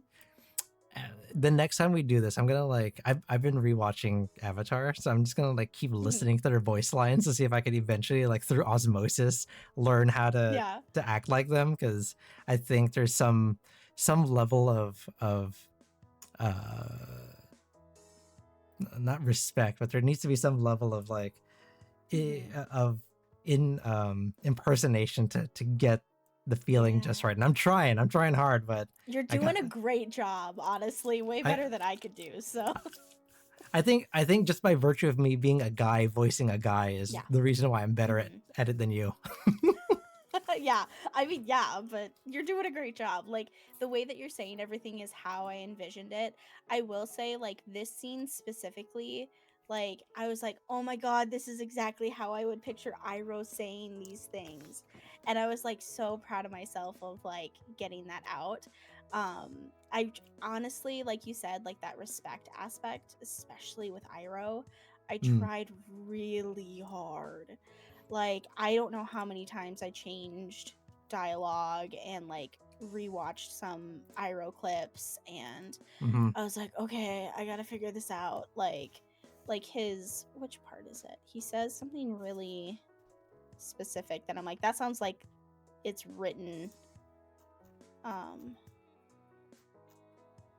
I don't remember which part it was. Um, is when he's talking about the tea, or is it something maybe. more insightful where he's like being like therapist Iroh? Oh, the Labrador is excellent with some hibiscus and juniper berry. It's an it is amazing for endurance in the body, yes, but it should also taste good. Yeah, And I can just see him being like, it should also taste good. yeah. Ha ha ha ha ha. Like, It's amazing for endurance in the body, yes, but it should yeah, also taste good. He gets that like that belly laugh that he yeah. just goes, yeah. And I also did look it up. Labrador tea is a traditional Inuit tea as well. I looked it Oh, up okay. and like made sure that it was accurate. with that, and because I that was really important to me as well. And what was the other thing I was gonna say? Oh, but do you want me to tell you? Because the fic doesn't really like explain, but do you want me to tell you how much Iroh is conspiring right now? It's not a spoiler. Not really. Like the small things that he does, I don't think it is. Okay, I'm down. But like, well, I'll say this: like, it already kind of insinuated that Iroh pays attention to Zuko. Oh I yeah, won't say yeah. why. Mm. Like there's a Okay. specific reason besides just Iroh being Iroh. Because if you think about it too, like with No 100-Year War, how much is Iroh and Zuko's relationship actually? You know, like that's the Mm-hmm. question, and there is a reason for that. And but the he noticed when he left the gala. That's insinuated already. Mm-hmm. And he may or may not, or maybe it was just coincidence, may or may not have known which place she was at in the corridor in the palace and walked with Zuko. Mm. um, Mm-hmm. maybe, I don't know. But and you notice when he, like the tea, when he all of a sudden pulls out a cup that Mm-hmm. wasn't there before, that was for Zuko because he had planned to have Zuko show up. Of course, of course. And Zuko genuinely didn't know that she was going to be there. I mean, And even if Iroh had like, he wouldn't have told him overtly, "Hey, Liz is gonna be there." He would have said, "Oh, we're going to have a lady friend." He would have just like, yeah, "Oh, this is like dumb old man," like, and he wouldn't have like, yeah. he wouldn't have picked up on it anyway. So, Oh, 100%. Like, and like I kind of pictured it like Iroh. I mean, either way, like Zuko wouldn't have picked up on it. I like pictured it of like, join me for tea this afternoon. Bye. mm-hmm. Like, and that's it. And like, he also Zuko, says, we're having tea in the garden. You should join me. All right, old man. yeah, literally. And like Zuko knows that if he pushes back, it's gonna be more of a It's hassle. So yeah. he's like, sure, I'm just gonna whatever. go with it. Like, Exactly. and he also kind of walks her into her telling him about being a firebender too. Mm-hmm. That's like he like guides her that way. Yeah. There's a reason for that. And I just like telling people my little like tidbits I put in. And then also there's and then he mentions right before he leaves, like of course like the really obvious one is where he's like, take her to the koi gate. Yeah. Like, and he's like, bye, and he just leaves. Like, and I always wonder, like, I haven't set this in my brain because some things I like to leave ambiguous. Like, was the Pai Show game actual Pai Show, or was it a lie? Like, I don't know. I mean, it could very well um be that they're just having like a White Lotus meeting. oh yeah. And like but he leaves them purposely alone, like that's the point. And he does mention the koi gate, but then it's, and this one's a little bit more subtle, he reminds Zuko of the lecture, and that is his Mm-hmm. way of being like, you better fucking ask her to the lecture. Like, so that's like that, there's like no spoilers there, especially after you read this chapter. It's just like Iroh just seeing something that might possibly happen and trying to mush them together, but not forcing it. You Mm-hmm. know, like he's not gonna sit here and be like, Zuko. Yeah. Like, but um behind the scenes director's commentary, exactly. Wasn't Iroh quite cruel up until his son? Ooh, that is true. Like he was truly like drinking the Fire Nation Kool-Aid up until that, Yeah. right?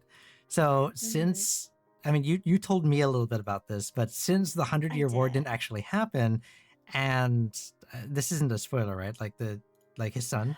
No, it's not like because it's something that I want to add later, but it's not like such a big story beat that it's gonna be like a surprise, you know. So do you want to say it or do you want me to say it? Well, I'll cue it up, and then you can add some like Okay. uh, some detail to it. But Mhm.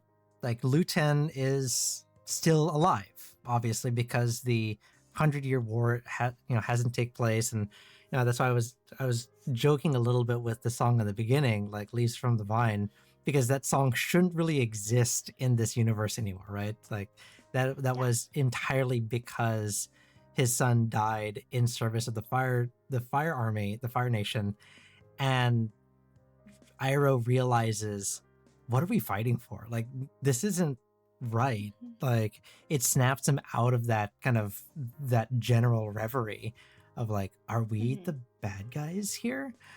Yeah. So I think to your point, Rocky, like,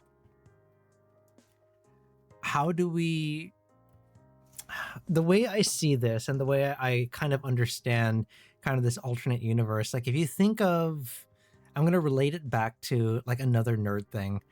Um, have you guys watched Loki? Like the Disney Channel, the Disney Plus series Loki? I've watched I think the first or like one or two for sure the first season. I don't remember I watched season 2 or not yet. But yeah, I don't So, care about spoilers, so you can. so similar to Loki, how there are Mhm. like, or even like what was it, the Avengers Endgame, where it's the time Mhm. like the time travel heist. Like there are certain linchpin moments in time that will always happen no matter what. Mhm. Yeah, um that's exactly what I was kind of like putting in here, and I know where you're leading up to, so I'll let you continue, yeah, Soren. so I feel like even though Lieutenant wasn't lost in the war, and correct me if I'm wrong, if I'm missing some pieces here, but he did Mhm. suffer a pretty debilitating injury. So it wasn't Mhm. fatal, but it was enough to kind of knock him out of the, not the running, but like he is no longer like part of the Fire Nation army, because it's like, I can't Mhm. bend, like I can't bend to the same level. I don't have that kind of strength. So Mhm. it did weaken his son. So I think maybe um there is still that kind of reverence to peace that Iroh has, because he's seen what, even though it wasn't the 100-Year War, like the Mhm. Fire Nations, like the royal family still did try to wage some kind of conquest. It wasn't as Mhm. successful as, was it Sozin? Sozin started, or was it Yeah. Mhm. Azulon? No, Sozin, it was Sozin. Yeah, because it's because Sozin's. Azulon is his son or grandson. I don't remember. So yeah, so Sozin did try to wage war. It didn't last for 100 years, and I would also imagine that each of the you know each of the generational successions of the royal family have also maybe not waged specific war, but used their might to Mhm. maybe expand out some colonies, or to expand out their reach through not always diplomacy, right? So Mhm. Liu Ten, being part of the army, was out there to have, quote, diplomatic relations with other nations through a show Mhm. of power, right? That what, Mhm. as the Fire Nation would equate to respect, right? Like the Mhm. Fire Nation sees power as, I wield respect. So Yeah, especially Ozai.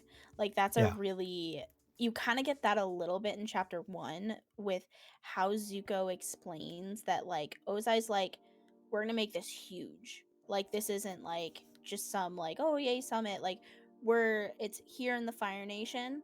So the focus is Fire Nation. yeah. Like that's his like mindset. And you see a little bit in later chapters like hints and stuff of Zuko like talking about it and stuff like that. But yes, Luten is still alive. There was an assassination attempt on his life, and he suffered a grave injury. He like uses a cane now, and uh he does not live in the capital though, but that was like that paired up with the Fire Nation not being so like, I mean, it is still like power and like is super important, and um strength is important, and all of that, and nation pride is important, but it's not quite to the propaganda level that it is in the show. Hmm. um and so I feel like that kind of helped Iroh like find his space, you know, like where like his true self in a way. um and also Luten almost losing his life caused him to be like, what am I doing? Like, this isn't important to me. Yeah. Like, and he actually stepped down from being Fire Lord, and that's how Ozai came to power. And I'll leave it at that for Luten. Like, I mean, it's not really like spoilers, but it just depends on like how surprised you want to be on like the details, you know. um but I also realized I forgot to do AU secrets for chapter 3 and 4, so I'll read those really quick. Oh yeah, go for it. For number 3, Ambassador Kunik was originally meant to bring a different attaché, a more senior Water Tribe official, but pulled rank to bring Liz instead. He told the council it was for her continuation in her Fire Nation / Water Tribe relations studies. The real reason was that Tarek, her father, had asked him to bring her, wanting Liz to experience Fire Nation culture firsthand. So that's chapter 3. Mm-hmm. Little behind the scenes on her, how she got in. Nepotism. Yep. Yep. And then chapter 4. This one actually gives a really, I forgot that this is like, oh yeah, this gives a little hint on Zuko's backstory. I forgot about that. The wisteria on the wall in the garden was planted by Ursa when Zuko was about 10 years old, right before she was, in quotes, encouraged by Ozai to leave and spend time with her other family outside of the capital. Ursa did not live in the palace for almost 4 years under the insistence of Ozai. She chose night blooming wisteria specifically because she wanted Zuko to feel safe as he walked the garden at night. Oh. So actually, this is a super interesting thing that is not, which cannot be explored in, you know, original universe, right? Like, how does this relationship between Zuko and his mom play out, right? Because for all intents and purposes in the original universe, like, he is tempered by her memory, right? Mm-hmm. Like, it is Mm-hmm. the lessons that she taught him as a child that kind of bring him back from the edge, right? So Mm-hmm. since she never, it's ambiguous in the show, but we assume she perished or was banished or whatever, right? So Mm-hmm. if that never And that's just happened, looking at show, but yeah, yeah, like, how does there's that, comics, but which I haven't read. yeah, I won't say anything. That's why I didn't say anything specific, but yeah. Sean, hello, how are you? We are just wrapping up the stream. Actually, you just missed us reading the first 4 chapters of Shadow's story, and we're just kind of recapping everything and talking and, you know, putting our thoughts together. We're nerding out about Avatar: The Last Airbender, and we're talking about kind of this alternate universe and the implications of Zuko's mom still being alive.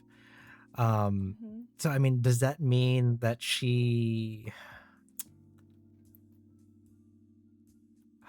how strong of an influence is she still in his personality, right? Like, I feel Yeah. like Mm-hmm. he held on to and adopted more of those lessons because she wasn't around. It's like, you know, you don't know what you have until it's gone, right? And since she's always there, does she still take it? Does he still take it as seriously? Like, does he still take it as close to heart? I don't know. Yeah, that's the question. And like, I mean, kind of keeping it to what we know of chapter 1, the one thing that we get in chapter 1 with his mom is that she wants him to be at the opening ceremony, and he does it for her. And he like like there is a little bit that you like, if you really read into it, that there is a little bit of like more reverence, more softness for his mother than his father. Like he barely even Mm-hmm. mentions his dad in chapter 1 at all, and I did that on purpose. And yeah, there's a lot there, and it's like, and I had to think about like, okay, like stuff like that, of how much influence do they actually have on Zuko, and how much does the, like, I don't want to say like, not lack of trauma, but lack of specific trauma change him. And how would that, but also the things around him too, like no 100-Year War, not quite as much propaganda, but he still like, let's say the way that his relationship with his mom was growing up is, let's say it's roughly about the same. Like she still favored him a little bit. Like how would that affect a family that is still together when he's 23 years old?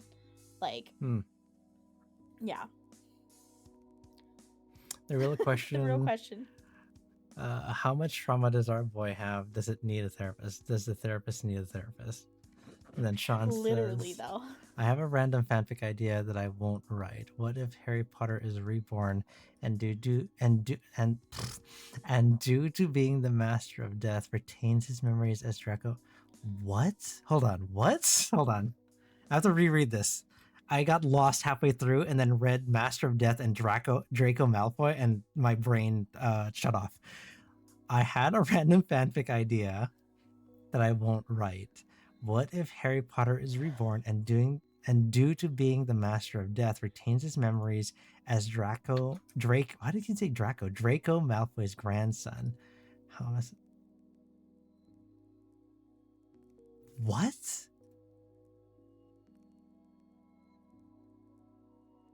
What? I Hold don't know on. that much about Harry Wait. Potter lore. Now, see, and I thought I did too, but now I'm confused. Wait, is this part of the fanfic that you're talking about, or is this like canon that I'm missing an entire piece of? Because I've read all the books and I don't remember that detail coming up. Zuko went from buffaloing trauma to garlic parmesan trauma. I can't. I can't. He's not wrong, and I fucking can't. I mean, okay, let me think. Hold on, let me think. I will say, Kawa, that there is a world out here where garlic parmesan trauma doesn't feel like garlic parmesan trauma, because we know, right? And I don't know what the other 12 chapters look like, so maybe I'm barking up the wrong tree here, but this is going by original universe, right? Actual universe here. We know that Fire Lord Mark Hamill dad is a huge asshole, right? Not a great dad, not a great person. Even though he is not trying to become the Phoenix King, right? Even though he doesn't have world domination like actions that are happening right now, something had to have fueled that from happening, right? And we're talking generations of Fire Lords trying to exact nationalistic power and trying to prove that to the world. And I feel like the only reason why it got to that point when we're talking about Avatar: The Last Airbender is because Sozin was successful in inciting and continuing a war through the generations, right? So that doesn't tell me. Process too. So that tells me that each successive Fire Lord after that, had they been given the chance, would still, through acts of war, enact that, nationalistic pride that they're trying to push through. The next best thing that Ozai can do is like, okay, well, I can't, we're at a time in peace. We don't have the military power right now or reach to start a war. Like we will lose if we start a war on our own because the other nations are strong right now. Like Yeah. they haven't. And I've already put that into the like Southern Water Tribe is stronger than Yeah, it's this been in then centuries. yeah, Like like Ozai is not dumb. Like he's a pretty good yeah. strategist, right? Like yes, he Mhm. let a 12-year-old boy beat him, but he's a pretty good strategist, like in the long run. So I feel Mhm. like Ozai sees this like you were saying, this the summit as like, all right, so I can't by force, by a show of force, prove that the Fire Nation is excellent, but I'm still going to do it in this way through this bravado and like still national pride. I'm just not gonna beat anyone up to do it. Mhm. But where am I going with this? That tells me that every generation of Fire Lord, every dad in the Fire Lord generations, every family has perpetuated this energy and this story Mhm. to the point where like we're talking neo Disney movies right now, like modern day Disney movies where they don't have a villain per se because the villain is generational trauma, Yeah. right? Mhm. Which is why like we I speak broadly as like we as a generation, even though like I know my audience spans multiple generations. But we resonate with it because we're like, oh yeah, like we've had that trauma, and like we as a generation are coming to terms with that and being okay with talking about it and sharing it and going to therapy and blah blah blah blah blah. Whereas the previous generations are like, no, we don't talk about that. Like that's not we don't talk about Bruno, right? We don't do that. Um, Mhm. but then when they see that happening and they go, this seems really familiar to me. Why does this feel gross? And then they look back and they go, oh, I'm the villain. And that's why they don't like the new Mhm. movies because they're like, no, there needs to be a villain. It can't be me. Like, Literally the plot of Encanto. Like yeah, actually. right. So But I feel like here the villain is still generational trauma, but in yeah. a worse sense because whereas in the original universe, Zuko was sent away, and Mhm. he had what 12 years of being raised by Ozai and living in kind of that toxic environment, but then he has had I don't know 2-3 years being banished living with Iroh, who is a much better influence to temper that, right? And to show him, Mhm. hey, I am giving you unconditional love. Whereas your father, Yeah. that love comes from this condition of you must capture the avatar, right? Like I Mhm. only restore your honor. I'll only love you as a father if you do X, Y, and Z for me. So I Yeah. think with the 100-Year War not happening, he's only really had I mean, Iroh's still there, but he lives with Ozai, right? He is part of the Mhm. royal family. So he has been constantly being fed that. So it's a whole different kind of Mhm.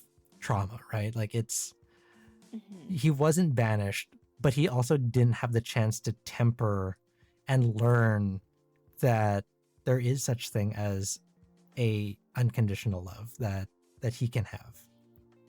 Mhm. Yeah, exactly. Exactly. And like that's the thing too is like I wanted Iroh to still be able to have at least a little bit of influence. So I did make some things happen in the story in the like backstory so that could still happen. Like there is a reason why Iroh like chapter 1 it's mentioned that Zuko just came from a training session with Iroh. Um chapter 2 he mentions his uncle once, does not mention his dad at all, mentions his mom. Mm-hmm. Chapter 3 um literally walking the corridors with Iroh. Like it is very still obvious that they have a very close relationship. And I wanted that to be very obvious. And it's like, but then it's the question of like, okay, well, how did it get to that? And um like and that's like the question of like Iroh also puts so much into Zuko in the show because he does not have Lu 10. And that's a Mm. really big thing I had to like go like, oh my god, how am I gonna do this? But like, and like, I'll say this too, like after the assassination attempt, like I didn't say exactly where Luten went, but I'm just gonna say it now, whatever, it's not like a huge spoiler. But Luten is actually married to an Earth Kingdom noble and lives in Ba Sing Se. And Iroh's focus right now is cross nation relations, is like that connection, literally what he talks about in the show, that connection between the elements and how they all meld together, and like trying to like bridge those gaps. And he's like, I can do this better without being Fire Lord. He felt like that, and he felt like it was better for his family with after Lieutenant had the assassination attempt. And that makes it sound like he tried to assassinate somebody. Someone tried to assassinate Lieutenant. But and Iroh's entire focus changed. But also with Lieutenant moving to Ba Sing Se, he was safe.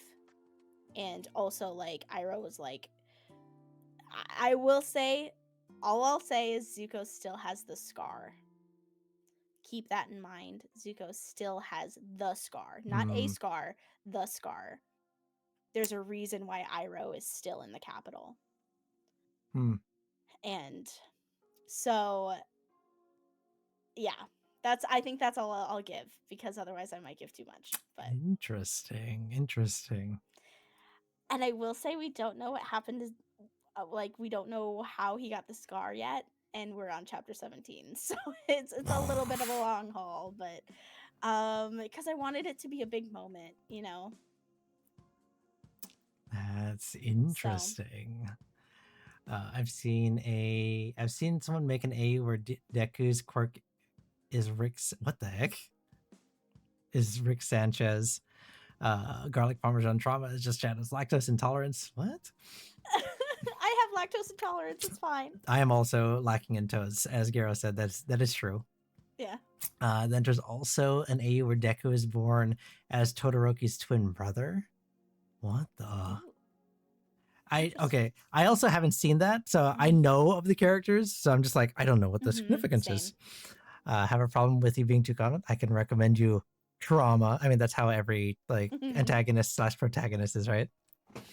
Iroh is the cool weed smoking uncle who tells you that your MySpace page is actually dope and puts you on to Nirvana.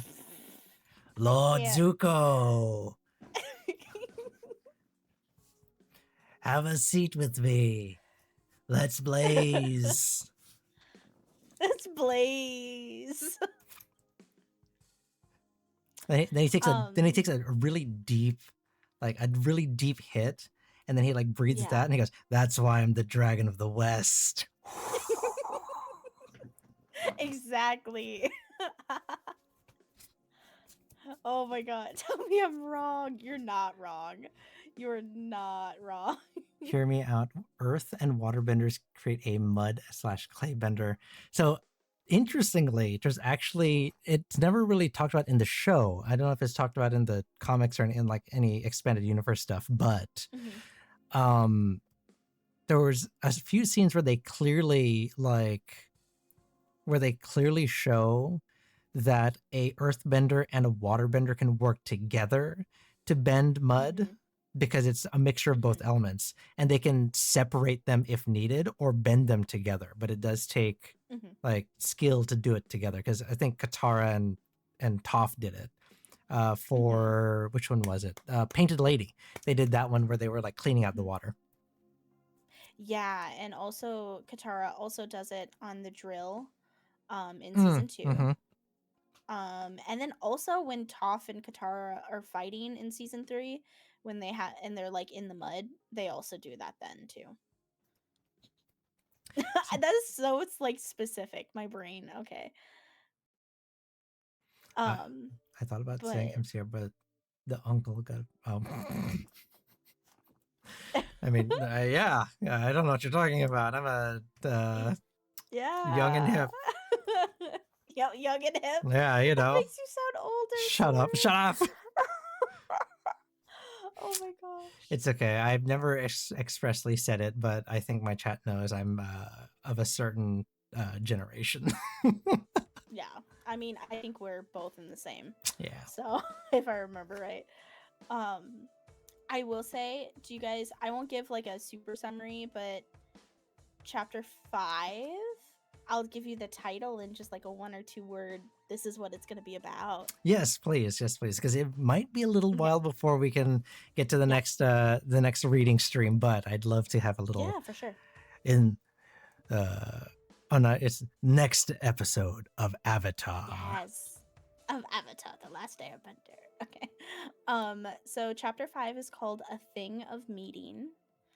And it's Iroh's lecture. So it goes right into the lecture because I think it's the next day technically.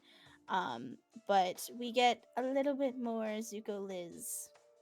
And also something new about Iroh that is canon that I've expanded on.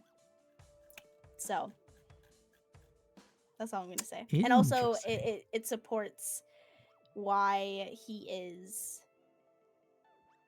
nice Iroh and not mean Iroh. But I couldn't say anything about it. We get to learn. Mm-hmm. So this actually went kind of perfect timing. I think four chapters with a little bit of yap in between, giving our kind of critical analysis afterwards. I think that was a lot of fun. And we hit kind of just the right time. I was thinking of ending stream a little bit earlier anyways, since it's a little bit of a different format, but we're right at the 11 o'clock mark. So I think we're kind of good for tonight, but I did hint at it earlier, and I know usually at the end of a stream, most people are going to be lurking and stuff like that. So I'll put it up in the Discord as well. But I was not joking about if we wanted to kind of make this a regular segment on the streams, either, kind of towards the end of the month when we're doing the, non-tarot streams, or whenever we kind of hit a critical mass of stories or something like that. Shadow, obviously, I'd love to kind of continue on this path because I want to see where this goes, but I will kind of open that up to, a rotation of other stories, put that in our library so that we can, do those eventually as well, because I want to, showcase and encourage the creativity of people in the community. I think it's no secret that like my niche is tarot reading and things like that. I have a creative brain in certain aspects, but I'm cursed with the fact that I cannot make those come to life sometimes. So I try to encourage other people as much as I can to do that. Any art form is something I'd definitely love to see grow. So we'll put this in the Discord, Shadow, if you have the time and stuff like that. If you want to chime in and kind of join that discussion and move that along to see kind of where this goes.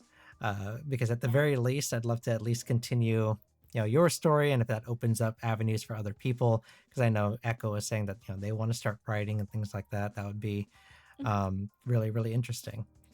Yeah, and like I said too, I think I'm gonna try tomorrow if I can get home in time to stream like a writing stream and see how that goes.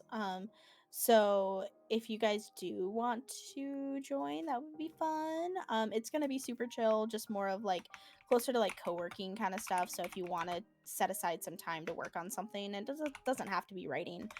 You can set that time aside if you would like. I have no idea what time though, so just keep that in mind. Nope, that's not how you do it. And come here. Hey. Hi. Look at her. Oh yeah, the last time it. Oh, there's a. Look at Oh, this one. Oh, I fucking love this so much. Back at my gas. Go click on that link if you haven't already. Go follow so you can go check out their their stream It will be okay. the next time they hop on there. I know you've been doing a little bit of a hiatus, so But I'm glad you did. glad that you're back in any capacity, Thank in whatever you. capacity you choose. Take it easy. Don't burn yourself out. I know there's a lot going on. I mean, case in point, that's why I'm doing these kind of streams right now, because Meg, doing tarot for what I'm trying to say a couple is, weeks, are we a couple weeks in a row kind of tough. Yeah. So this week, I totally understand. this week's different. We're doing this reading stream. Thursday, I'm doing Star Fox. I'm excited. Star Fox comes out on Thursday. I am doing a day one playthrough. We did Star Fox 64 last week, so we're going to do Star Fox parentheses 2026. Like, it doesn't have a subtitles. It's just Star Fox. We're gonna do that. I do have. So I'm gonna spoil this a little bit. I'm a huge nerd. I have a special overlay that I made for it. So, if you go watch the stream, you're gonna see the hard work that I put on there with a special overlay. And because Star Fox and these kind of games become very quickly a kind of fixation, like, I will play the game and I will ignore things, which is great for stream, by the way.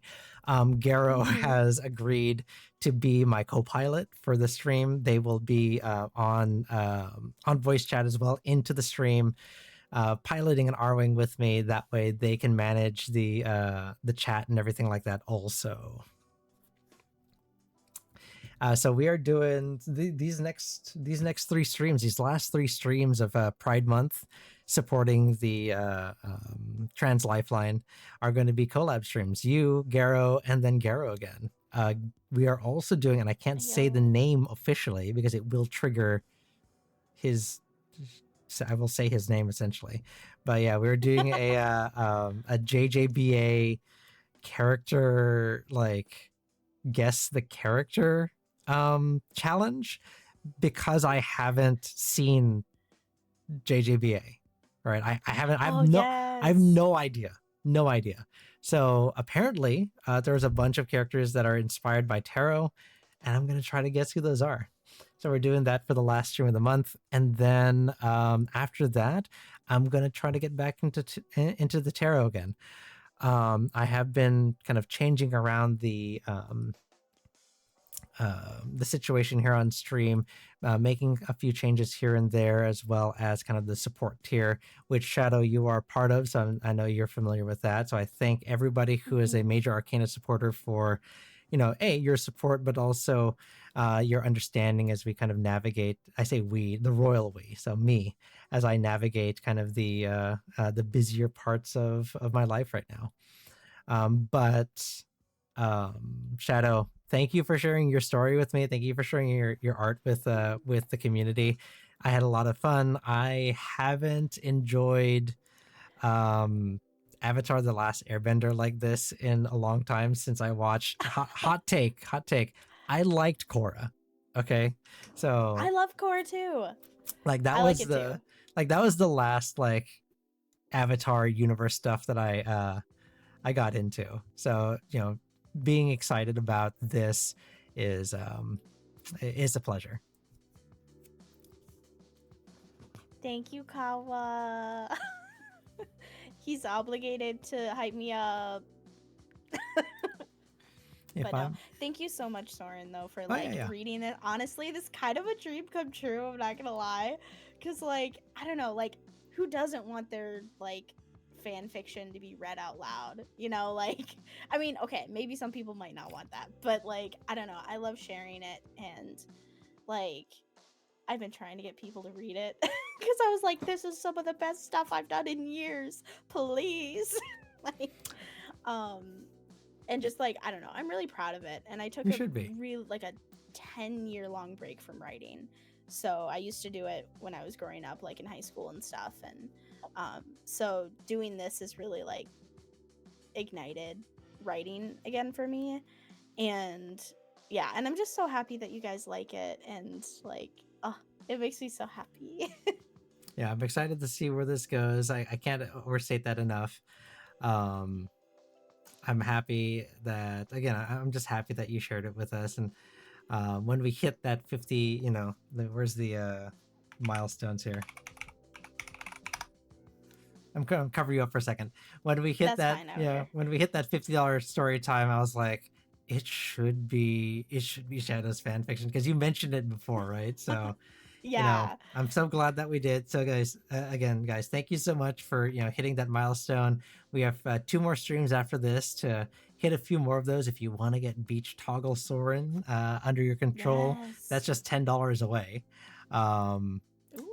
And then after that, Beach toggle. all of that goes to Trans Lifeline, and then we're gonna go back to our regularly scheduled program. As we kind of wrap up here, I know I gave you the shout out so you guys know where to find Shadow. Do we have kind of a raid target? Anyone who's kind of streaming right now that we want to go pay a visit to? Let's see, because usually I'd say See like, if I oh, got anybody. I like raid into tarot, but since I'm not doing tarot today, Echo's got a recommendation. Who you got? Let's take a look.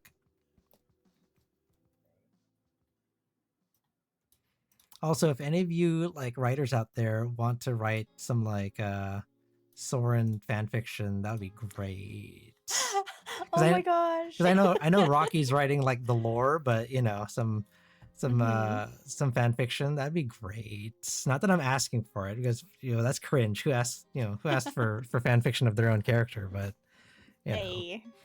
and it doesn't have to be on stream. That's fine. Like if you want to write it for just AO3, that's cool.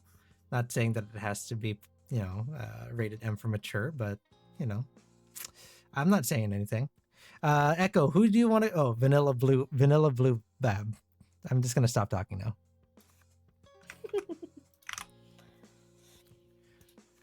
What are they doing? They're doing special events. Enters an ad. Hold on.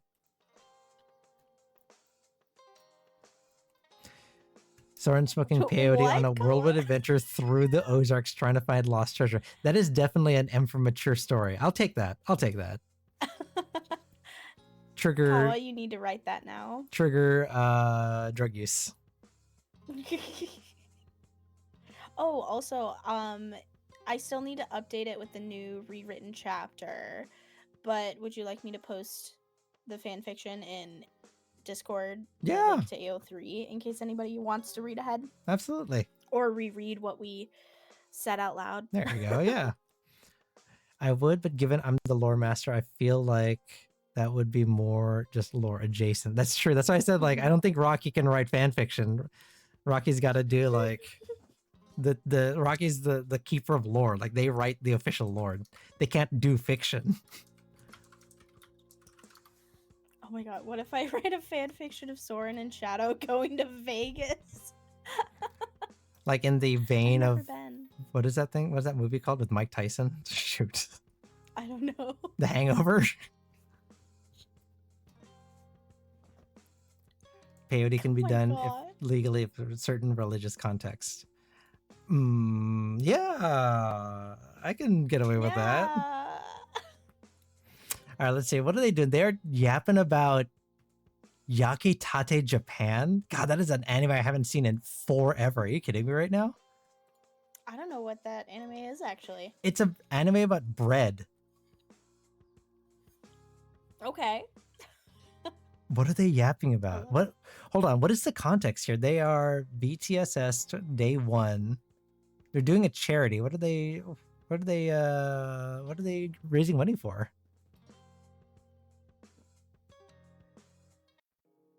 Oh, VTSS. VTuber SummerSlam.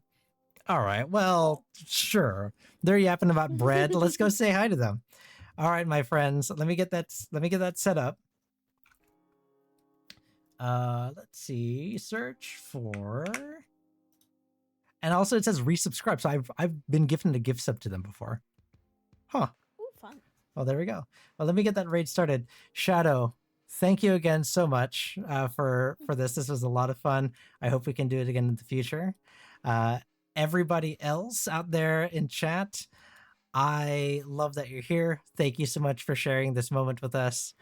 I will see you Thursday. I was going to say next week, but I will see you Thursday for Star Fox.